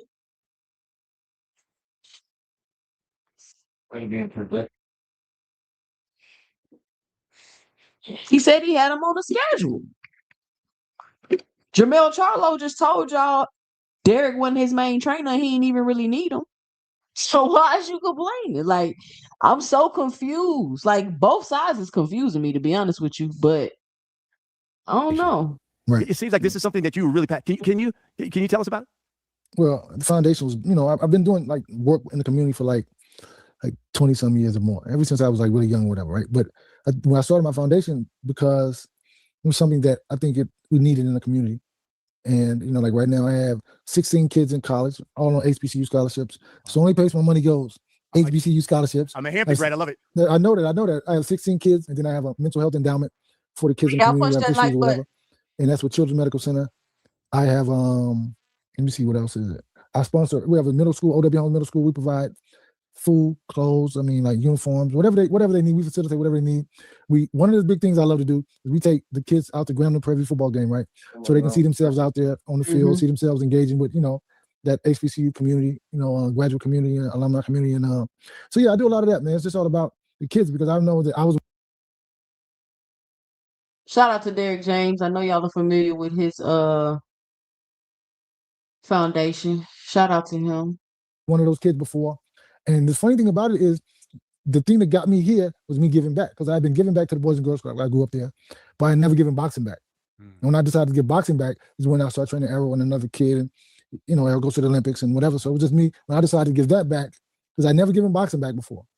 But I'd always give, sponsored programs and trips. But when I initially did that, it was over. It was like that was what I needed to be doing, was giving boxing back, because that's why you're talking to me now, because of me giving that back. Yeah. So it's good. I have a lot of young fighters, a lot of individuals. I do a lot of kids. One of the big things we're trying to start it's OW Homes Middle School, is we want to start a law program to where, because this is Law Magnet Middle School, but we want to start a feeder system to where we go to Law Magnet High School, and we get them, they sponsor on my HBCU scholarship, and we just kind of, it's a feeder system for these kids in the inner city, kids that maybe possibly become lawyers. So that's what it's all about. That's like the big thing I'm really working on, is getting that. Okay, he really got a passion for the kids. Derrick love the kids. Working on getting them law degrees. That's an interesting path. Established to where we can create more attorneys in the community, and kind of change the whole dynamics. Let me tell you something. You're one of the best people I know, and without question, one of the best people in the sport. And I heard what you say. Hey, look, you never know. And I hope and pray. Not only Errol, Jamel, at some point those relationships get mended, and we get peace and harmony with you guys, because you guys were a phenomenal team.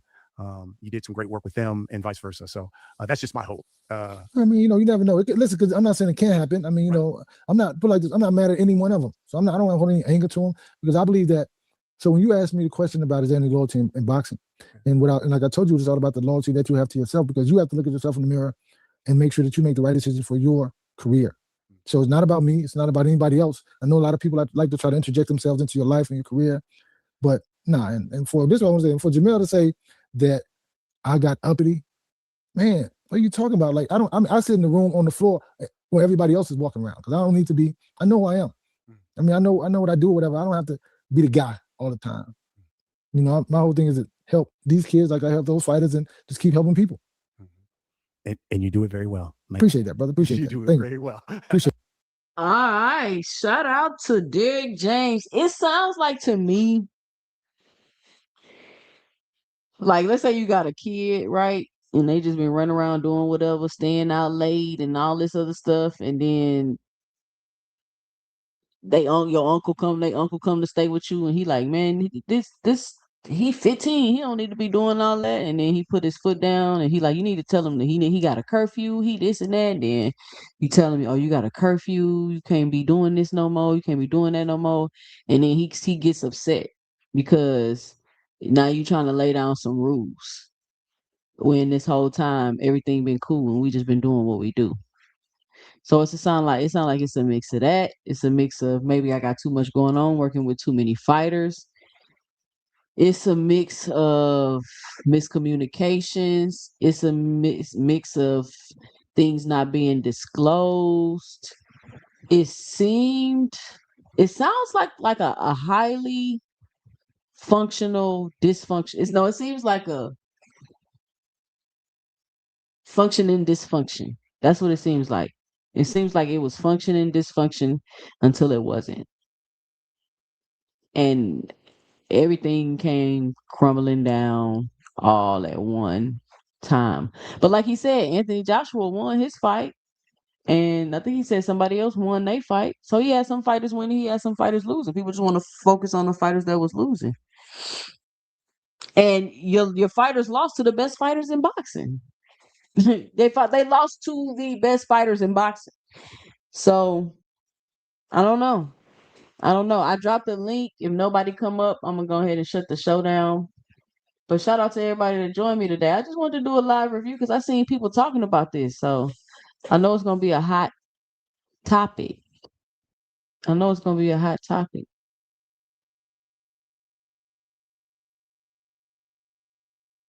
I see that he invested his coins correctly. And then wasn't Derrick James don't he still like work a full-time job or some crazy stuff like that? He wasn't even training full-time.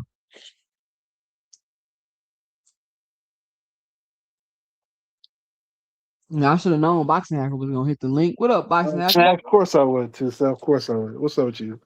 Shout out Boxing Hacker. How goes it? What you got to say, Boxing Hacker? Huh?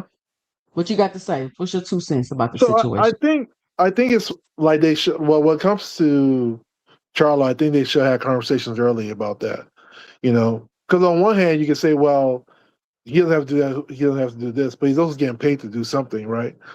And you do have a right to spend the money on something something exactly the way you want it. You know, if you believe that he should be a private trainer or he shouldn't be training other people, that should be a conversation being held to be had with him. Especially if a fight's of those magnitude, you know? Like I don't think it's right that I mean, I personally would like if I'm a fighter and it's like the fight of my career.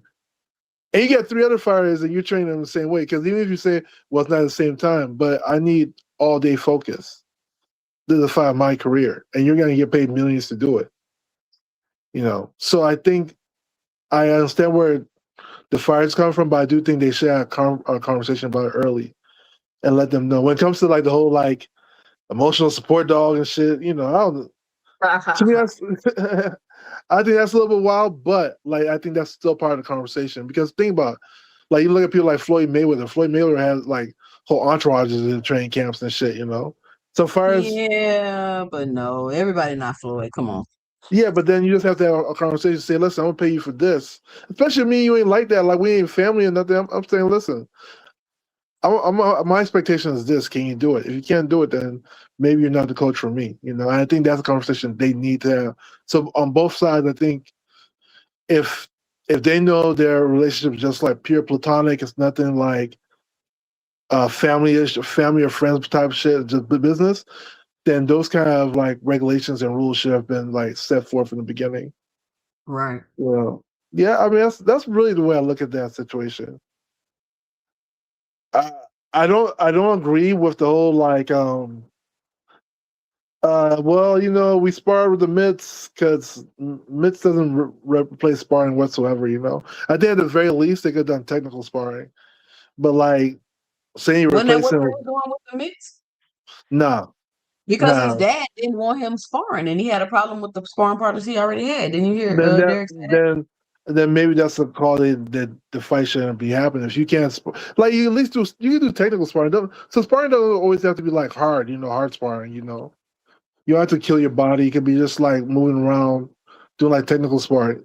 Granted, even that when it comes to a fight, you know, you have to be careful with that because like sometimes you get used to that, and then when you get in real sparring or real fights, you can't keep up with the pace.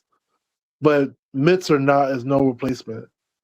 Mitts, for real, honest 2 cents, mitts are But that perfect. wasn't on Derek though. His dad told him no. That's true Yeah, too. Yeah. you keep saying it like, I mean, what would you have done if they came up to you and they was like, "Hey, hacker, no more sparring for your fighter"? Is that well? That'll be a big conversation for me. I'll have to tell us why. Listen, you need sparring. Like this is not like think about it, even amateur matches. You need sparring. You can't just like not spar.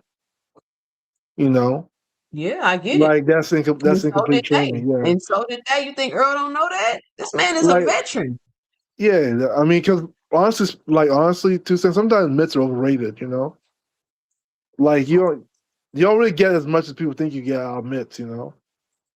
No, I get that. But what I'm Yeah. saying is, what other options do y'all think he should have did or had? Like, what better ideas do y'all have when his dad came to him and said, "No more sparring"?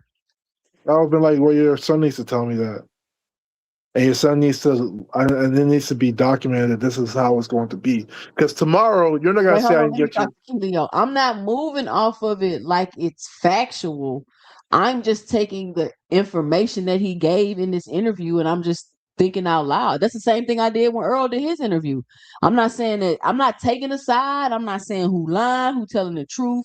I'm just taking what they're putting out there and I'm giving you my thoughts about it. That's it. I ain't saying nothing is factual because it don't make sense to me at all to even say any of it is factual. None of it makes sense. None of it. So I can't say this is factual. I can just go off of what Derek saying, what Earl said, and try to piece together what I think. But what I think is it's a lot of things not being said. I think there was a lot of miscommunication between them. I think Derek is very passive. And when he do put his foot down or says things, I think they have an issue with it. And that's on him. But to me, it explains why your fighters don't listen to you in the corner. I mean, I do I think it was, never can understand why Derek fight. Like, why these niggas don't be listening? I don't get it. But you so passive and you probably let them run over you and do this and do that because when I hear you talk, it's like, oh yeah. And when I hear them talk, it's like, man, Derek, his ego, he think he's so big, he'll try to tell us what to do. We can't have dogs in the gym. Like, nigga, what? What are you talking about? I do think Derek is greedy, though. I As think he far as was, what? so it's a training camp. It's not like training, right? So, like, think about it, camp, the coach should be, well, let's say you have more running in the morning, you do sparring maybe in the day and the evening. The coach should also be like planning the fight for you too. Like he should be coming up with different game plans and stuff, right? Like why do you have three other pros and not just like normal pros? You know, like they're like having like real deal fights coming up, and you need to train me too. You know, like that's like you just wanted a lot of money at one point. You know, like what are we talking about here? It's not like an amateur fight where like to just go to like the gym, like people, these guys are paying you millions, so if you think about like I feel like that's probably where like a lot of trouble really started from, like even from a fighter, like I'm gonna feel a certain type of way, like you got three other people there, like what are we talking about?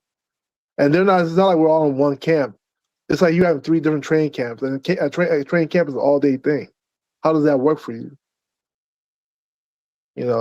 Like But yeah. Jamel had other trainers and Earl could only do so much because he was Yeah. injured. You're so it's a camp. Camp is all day, Toussaint. Like it's an all day thing. Like I don't like people travel away for camp. They don't travel away to train for two But why hours, you think he wasn't there? because he has other fighters who have camps. So like a lot goes in. Like you gotta think to yourself. Like think about this, you Toussaint. Your coach needs to come out with game plan A, B, and C. You need to wake up in the morning. You need to go running. You need to acquire sparring partners. If you can't spar, you need to figure out something else to make it work. You got so many different things happening throughout the course of 24 hours.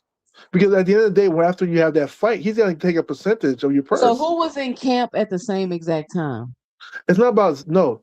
In one day, I am your time because I'm in the one camp with you. But that's what I'm Like, saying. So he was with Jamel in camp because Jamel felt some type of way because he didn't stay in the house with him. He said he had a hotel, so he was there. But then he's saying Earl had other people with Earl Spence though, so that's the thing. I feel like I remember that. Like I feel like that was with Ryan and Alicia and all them were in the same camp, and then AJ was there, right? Right. But he's saying that's what I'm saying. They didn't do the all day camp thing. That's not what they did. And that's what I'm saying. They didn't, that's what I'm saying. They didn't have that type of thing on. It was like, he said at one point they did the all day camp thing, but with Earl, he just met up with Earl and they just did their workout and went about their separate ways. They wasn't in no all day camp shit together like that. Yeah, maybe it's different then. But it just Like that's seems what I'm saying. it just seems Earl them is strange. weird though. Earl and them is weird with that. They're very weird with that. Yeah, that seems very strange. And like I said, because most like you think about most coaches are like I feel like okay, for let's say like uh other people, like let's say like Coach Calvin. Coach Calvin got 100 amateurs in fights, but I feel like when Tank has a big fight, he's not gonna be with them. The other coaches are gonna take care of the amateurs. And Coach Yeah, I Calvin's see gonna what you focus mean. on Tank. You know what I'm saying? Yeah, yeah. I mean, I get that side of it. I hear that's it's probably all encompassing. It's all a problem. You know what I'm saying? It's not Yeah, it's this all or that. It's all yeah, encompassing. they Like, both probably have problems too, you know. yeah, it was a lot going on. It was a lot going on. There go Yeah. the link. We on here for about 5 more minutes. If don't nobody click the link, and then I'm gonna hop And, off. and also one thing I always say, fighters are what's the word for it? Um unloyal. They're fighters are some of the most unloyal people in the world. So just keep that in mind as well. So I mean, look what they complaining about. Like you Jamil Charlo, you doing all that. And you talking about you a dog in the gym. What? I support dog, man. Like, yeah, I mean, fighters too are unloyal. Like, you'll see. I always say, like, fighters will switch up on their own family. Their dad could be a coach, and they'd be like, "Nah, I lost this fight. I need you." They had brought you from the amateurs to the pros, so you got it was all good just a week ago, you know, until you lost, and then it's like, "I need a new coach," you know. That's how it is too. You know, just on his side, on like the fire side as well. You know, you never like I don't like you've done seen like fires leave any type of person. It could be your dad, it could be somebody you've been training with all your life, you know. Like seldomly do you see like an Andre Ward type coach where it's like Virgil Hunter had him since he was a kid all the way to the pros, all the way to retirement, you know. Yeah, yeah, yeah. Even the Cincinnati kid, Adrian Bronner, he left his coach and Stafford, you know, was with him all all his No, career. Stafford told that nigga going on because he be tripping. Who, Stafford? I thought Adrian Yeah, was tripping. Yeah, Adrian was tripping, man. Adrian, oh my goodness. I remember one time he was yelling at Coach Stafford in the ring. I was like, what?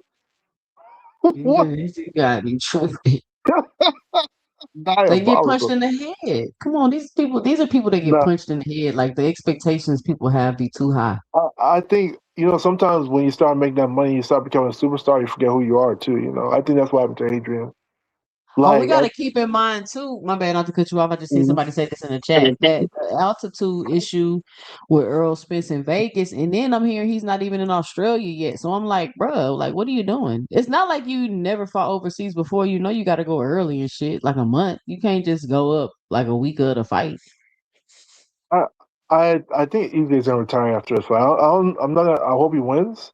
You know, I believe he has a style to beat Tim Tszyu. But I think he's really just doing it just for like, you know, not going off on a loss, you know.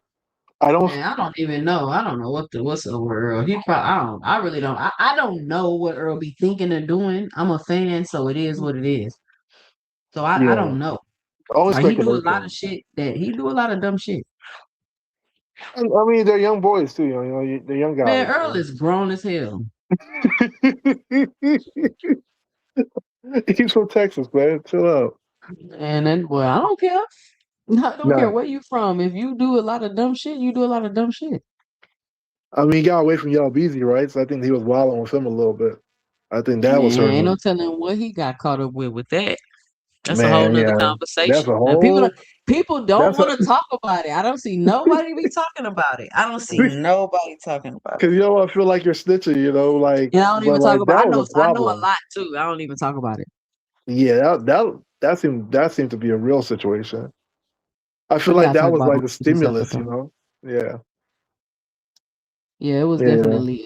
it's definitely a real situation. And I think that situation had something to do with him not postponing the fight. Mm. That's what I think. If I No, had to guess. that I don't. Yeah, I don't know where you're going with that. That might be a Because too. like That that's the yeah. most Well, logical thing I would think to where you to say, my family will be okay if I'm here or not. That's what he said in the Andre Ward interview. yeah, that situation was so diabolical, man. And I'm like, Uh, where the hell would you be, Earl? What do you mean if you're here or not? Are you yeah, dying? Like, do you got some type of rare disease or something? Like, I don't know. We don't know what's up with Earl though. We that don't shit know what's was up with too him. dark, bro. That shit was too dark. You know. So I don't know. Uh, It's just a lot we don't know about this situation. I get it. yeah. People gonna look on the surface and say what they say, No, but it's a lot deeper than no, I get it, yeah, because I mean, even for a fighter, that dude has some real life ops, you know. So you never know. Yeah, you never know that situation, man. But just like I said about Shakur Stevenson when it came to like James Prince Jr., like I just think like, man, if you're a fighter, you gotta get away from that stuff, man. Don't live that lifestyle when you're putting your life on the line in the ring, you know? yeah. Yeah. Man, why wouldn't So, I keep my channel? I could keep my so channel. keep your channel. What are you talking about? Somebody talking about, yeah, keep it boxing, especially if you want to keep your channel. I just said I'm gonna talk about it on Two Cents After Dark. It must be somebody from Texas, you know. Like, is that a threat? Like, what do you mean if I want to That keep my might be a channel? threat too, What, son. what does that mean? Somebody from Texas in your You want chat to too, keep your son. channel? What the fuck does That's that why even people don't mean? talk about it, right? You know, Texas I be upset, mean, man. nah, man. He in Dallas anyway. He ain't from where I'm from. But I don't know. We gonna see. I'm gonna keep my ear to the streets and see what the YouTube streets think about it. Nobody else want to come up. Here go the link. Going once, going twice. Man, And it's yeah. crazy how that whole interview is about Earl. So I'm wondering if like did DJ call Brian was like, hey, let me do this interview, or did Brian call DJ like, hey, we got to get this record straight? And why he take so long to respond? Who, DJ? Mm-hmm. I don't know. He can't. Well, he responds with sunglasses on. You know, you never know, man. Maybe he's on just that type of time. I don't know. Now Kilo say he in Florida. He know the scoop too. He know what I'm talking about. If you know, you know. Yeah, But and that's because it. did you hear when he said Derrick James said that they had a thing in the contract where he could have pushed the fight back 3 months? No, I didn't hear that part.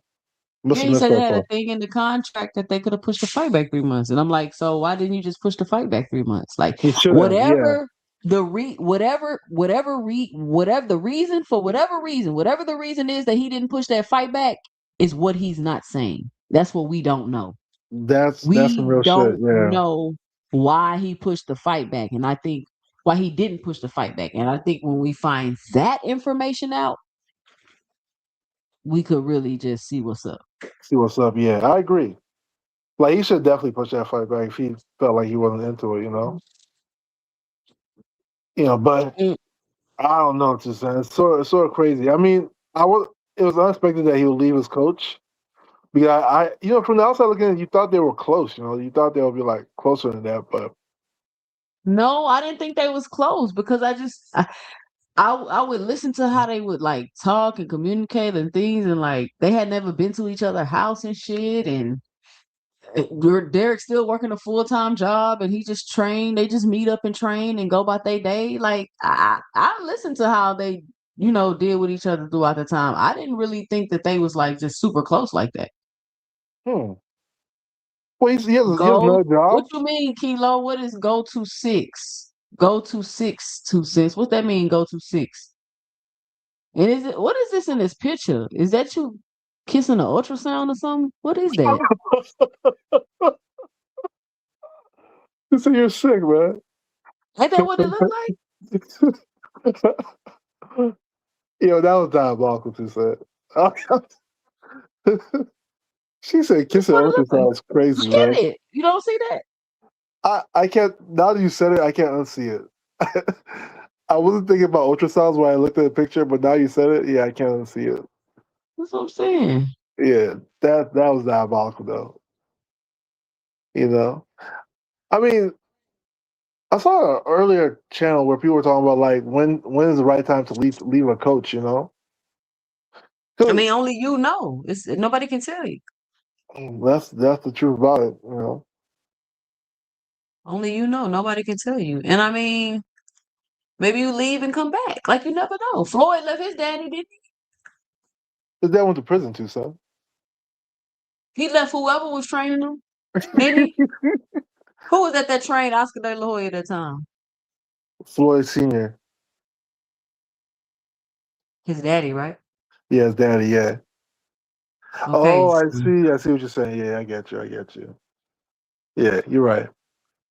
Yeah, he You left see his what I'm dad. saying? Yeah, that's true.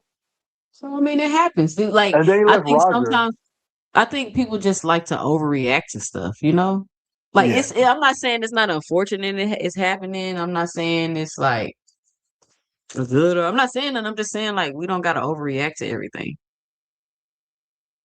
It's crazy exactly. that it's happening, but we don't got to overreact. Like a trainer and a fighter having issues. That's not the first time in boxing history this has happened. So it's not the I last think time it's gonna what happen. makes it different is for like Earl's style fits Derrick James. You know, like I feel like that's how James trains fighters. So like it's gonna be weird for him to find like a coach that's just like that. You know, and I think people are not I think expecting. he knows that style. He can go learn some new wrinkles to his game.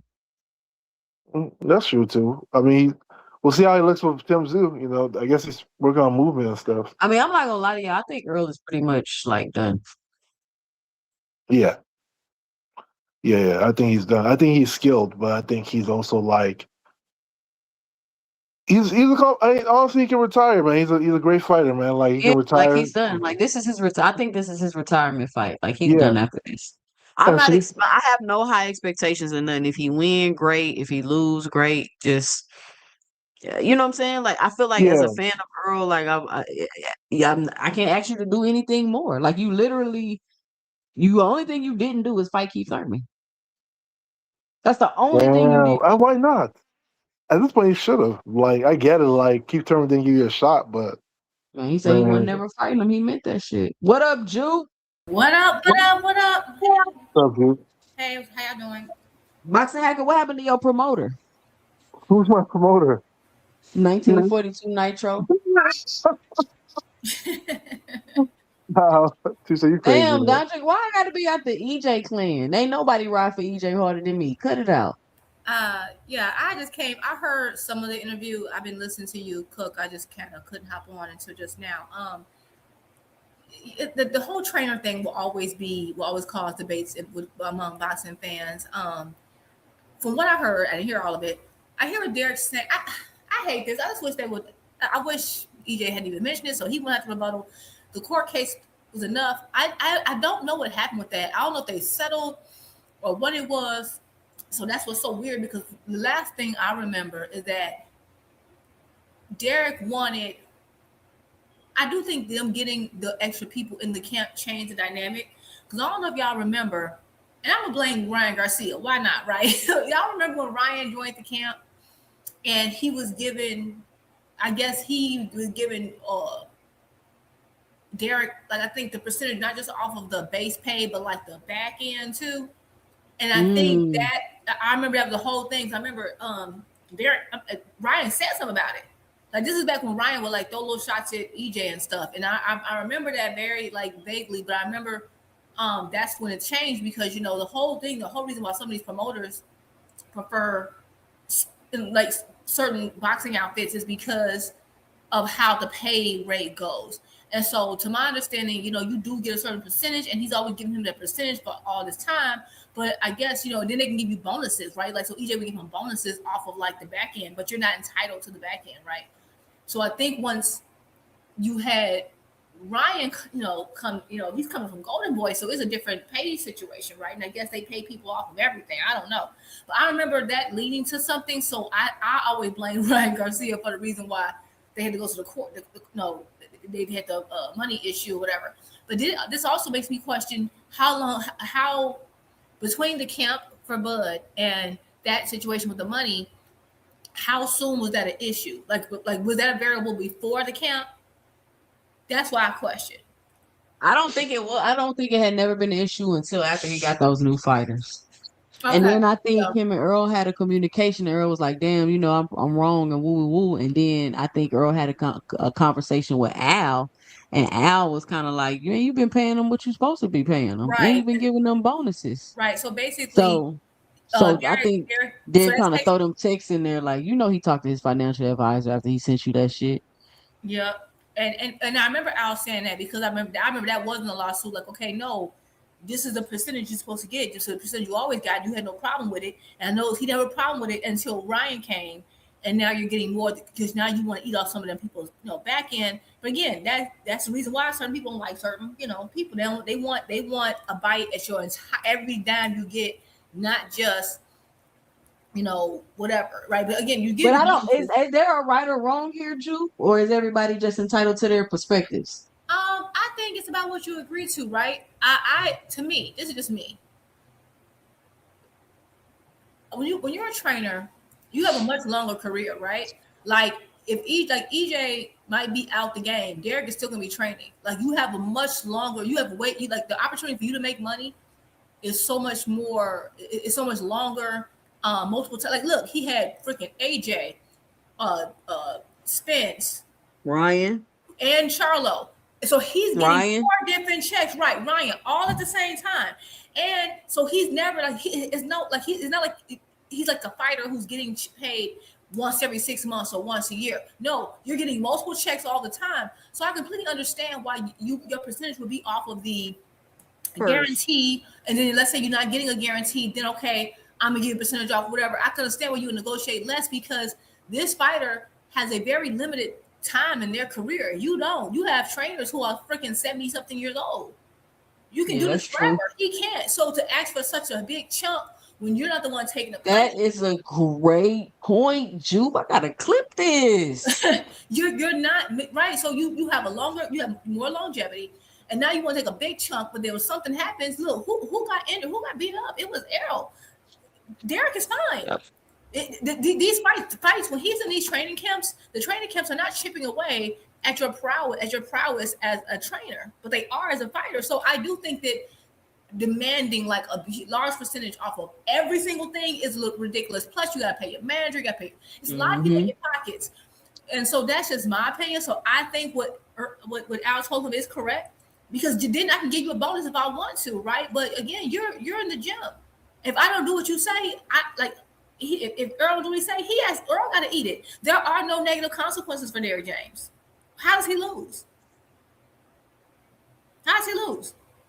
He not beat up. He not getting bones broken and sparring, none of it. So I get it, but if you want to negotiate higher and they agree to it, hey, by all means. Me, absolutely not. Or if it was my child or something, no, because again, you have a very short window as a boxer, very short. These trainers gonna move on. You're gonna be have your head half beating in, and they're gonna be training the next guy. Again, he got 4 checks all at one time. Look how much money was coming in.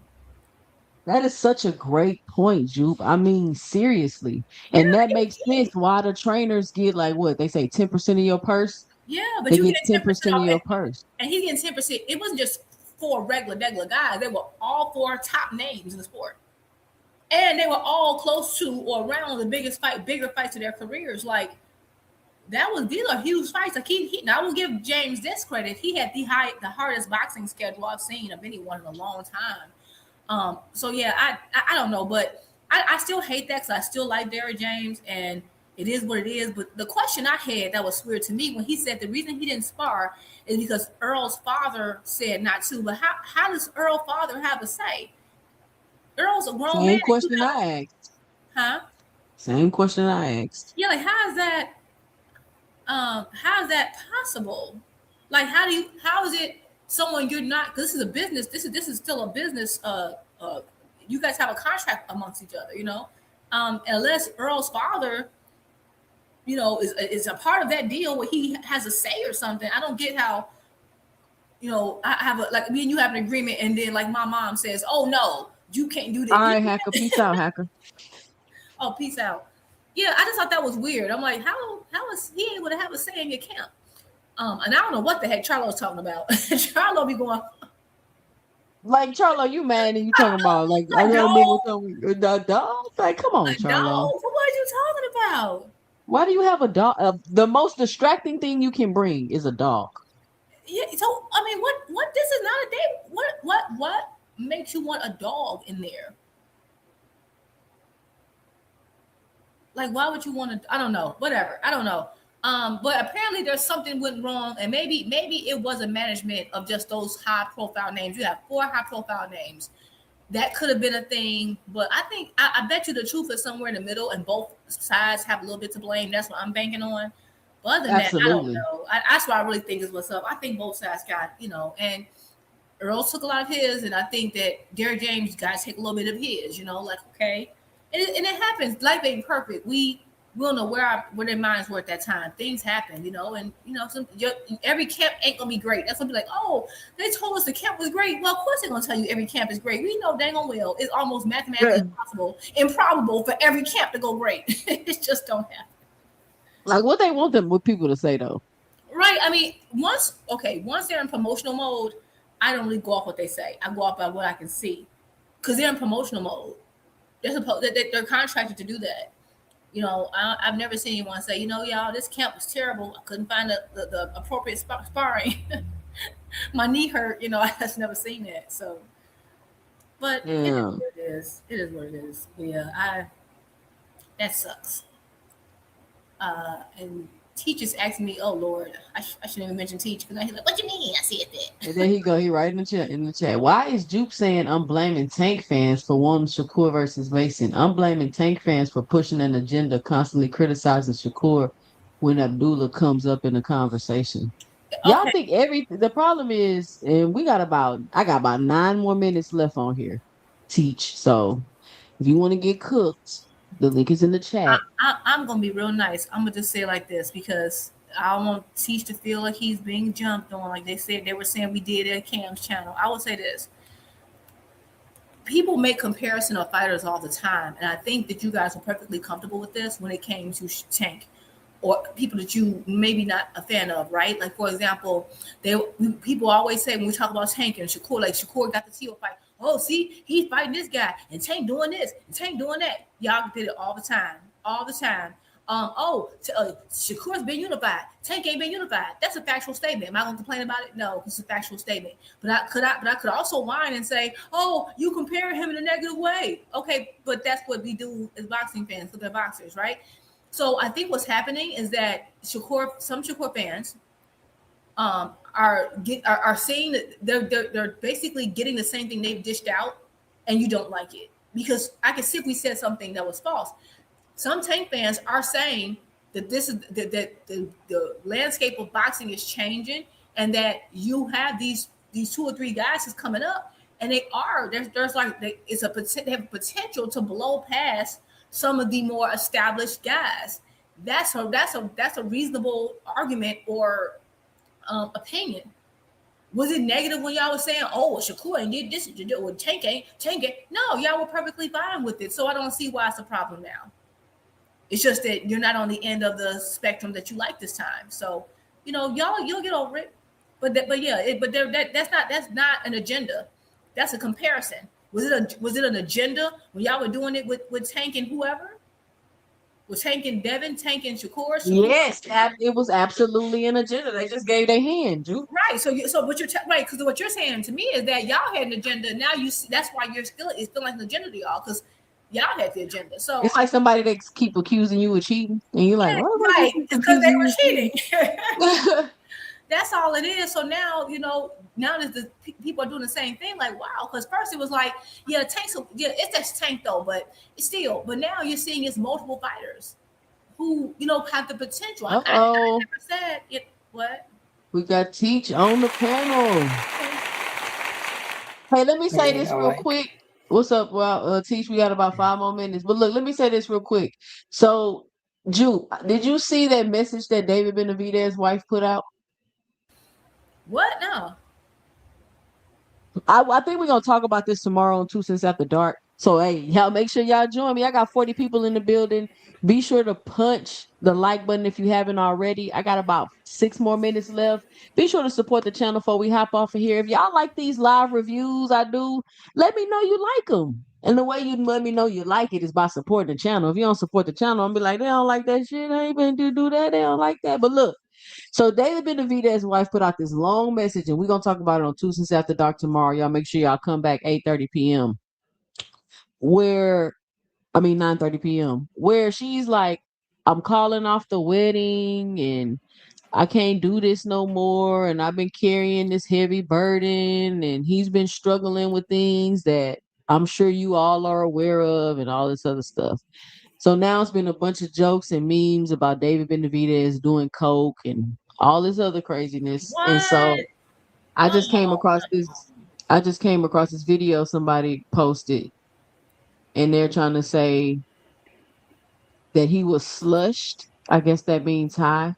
It says, nah, this shit makes me geek every time. Bro was slushed. The vid when he was coked out in the locker room with Pacheco is hilarious. So I just want to get y'all 2 cents about this. I don't know what coked out looks like, but for those of you that do, let me know and drop it below. you said that go with that dude. Hey, for all you drug users. No, it's the nigga right here. I like Pacheco.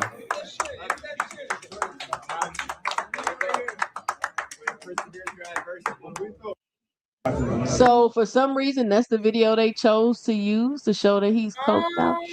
But it's just another example to me of another PBC fighter just dealing with some dumb, crazy shit. Like But this shit be so crazy to me. But anyway, Teach, what's up? What you want to say? That was a very old clip, 2 cents. I remember that. I remember that day. I can't tell. Huh? Yeah, that was a very old clip. Yeah, but Okay. I don't disagree. I don't disagree with everything Jupe had to say. Obviously, this is the boxing space, and we need this kind of content, right? Also, the point was not saying that, oh, we don't want Mason versus Shakur. Obviously, that would be a good fight, and I don't care, the opinions of what anyone has on that fight. Mason wins or Shakur wins. But the whole point was KO asked a question. Why Shakur fans, are going against Mason in that context. And the thing is, this is happening because, again, I feel like an agenda is being pushed, right? You may say, okay, it's a comparison. But if it's a comparison, why do you have to keep repeating that comparison 100 times? Once you keep repeating that comparison over and over and over again, well, that becomes more than a comparison, right? It becomes like a narrative. It becomes an agenda. And that's where I was going at. So because this comparison kept being pushed constantly, that's where the agenda-based talk comes into. And again, that's where I was getting to. Okay, I get that. The thing is that you said because it keeps being repeated constantly. That's so funny because like the whole Abdullah, like the idea of people saying, okay, Abdullah is on his way up, blah blah blah. That's a very short-lived conversation here on YouTube, like super short-lived. Meanwhile, we've heard constantly and the things I mentioned in comparison with Tank and Shakur or whoever has lasted years. So if the whole point, if you're saying you make a comparison or you're just looking at the landscape of boxing and we comment on it, if you're saying that it's an agenda because it's been mentioned when it comes to Shakur and Abdullah for maybe, I don't know, a month and a half, if you think that's an agenda, then it's a complete political and psychological warfare then when it comes to Tank, because that's been going on for years. And I want to point out is that you didn't have a problem with it then. Oh, for sure. Then. So I just think that what you're saying, I get it, but it's kind of an exposure at the same time, because if you believe that these little short conversations about the fact that we have two other people who have styles that are kind of starting to get a lot of attention, get some motion. If that little short time makes you think, oh my God, this is an agenda, that means you knew it was an agenda against other people, but you didn't care. So to me, your complaint about this, while you have the right to your opinion, it just kind of exposes, you and some, not all, Shakur fans. I'm a Shakur fan, but so it is what it is. I just think that people don't like. Sometimes you don't realize the fruit that you've been serving is bitter, and so you have to taste it, and now you don't like it. So it is what it is. For sure. Like when we talk about the Devin, Tank, and Shakur thing, I mean, there's an agenda on all ends with that, those three. I mean, I could admit that, because they have been the topic of conversation a long time, and quite frankly, it's getting to like the toxicity of the Bud and Spence stuff. And this is where I don't want the Abdullah thing to get to, but it feels like it's going to get that way. It may be short now, but I think this is just going to be a topic of conversation is going to keep happening and happening and happening. It's called building a fight. And I think the reason why it keeps happening is because, like you said, KO asks, why are Shakur fans going against Abdullah? That was a question. And instead of just accepting, like, whatever feeling y'all got, what the first thing you did, you blamed Tank fans. You didn't accept any responsibility. You didn't say, you know what? Because I'm sorry, there's nothing a Tank fan or Shakur fan is going to make me go against either of them. I don't go against either of them. If they wrong, I'll say it. The fact that you admittedly, you didn't deny it when he said, why are Shakur fans going against him? Why would we? Right? Like, why would you? The fact that people are saying, wow, Abdullah is really doing numbers. He's starting to get, he's becoming a fan favorite.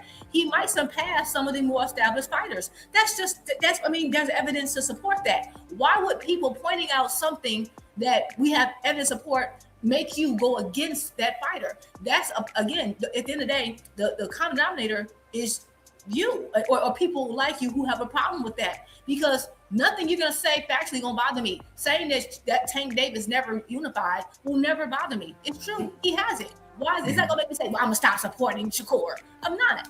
So I think that when you worry about these fan wars, you gotta look into yourself and say, okay, wow, I'm a part of it, and maybe that's why it keeps happening, because I'm not affected by these comments. Apparently, you are though.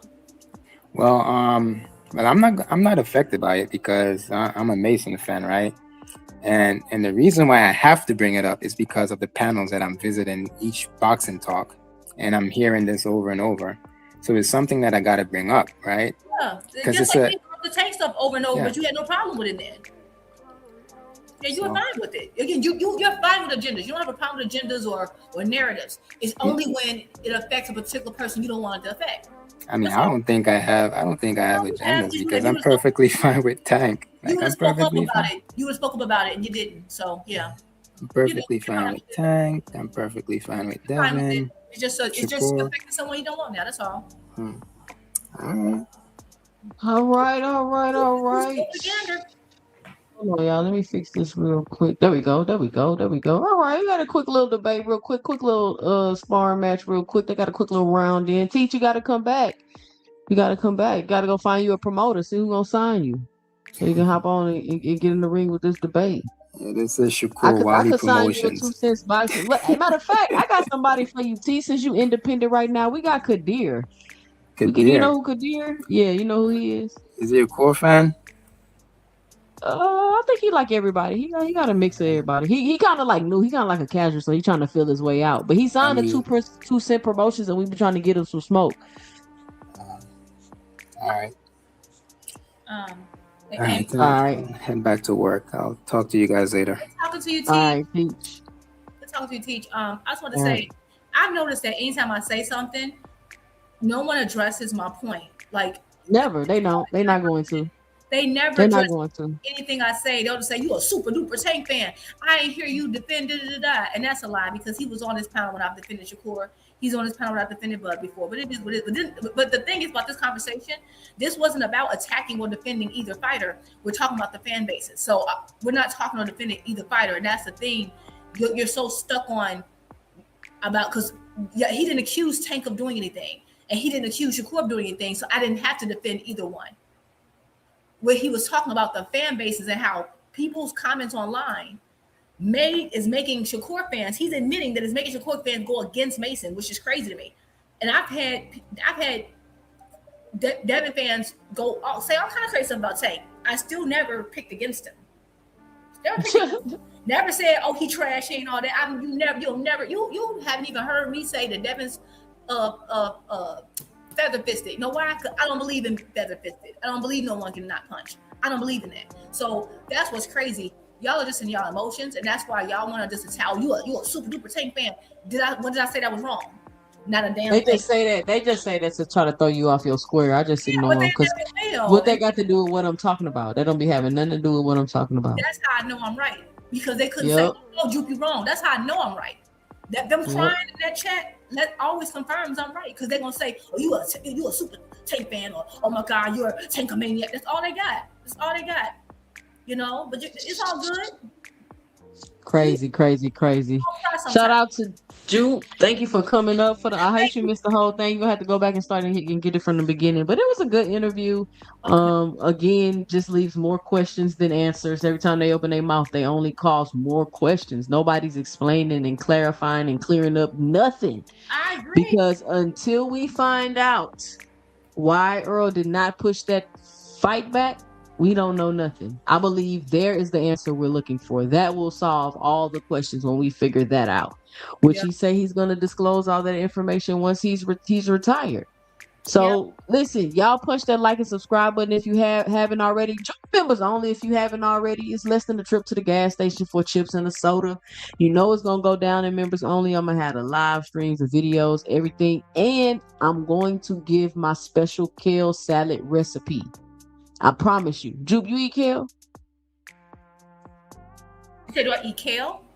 Yeah. Yes, I do. Okay.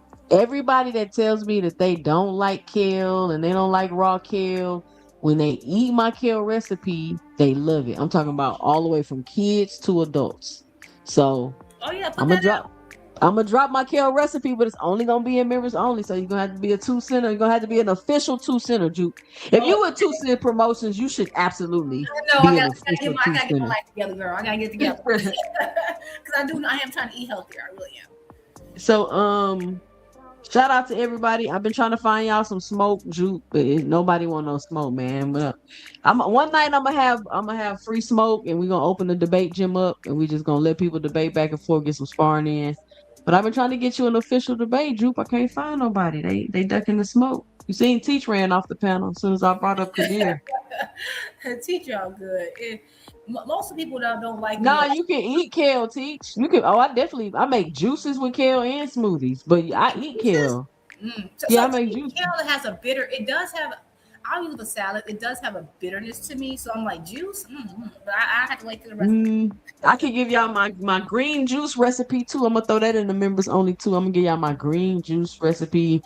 You can make it taste like, we call it greenade. It kind of tastes like lemonade, but it's like kale, celery, cucumber, and I can't give it to you. You gotta join members only. I give y'all the juice, literally. Give us okay, I got you. Yeah. That's what we're gonna be doing, stuff like that in members only. It's gonna be real fun over there.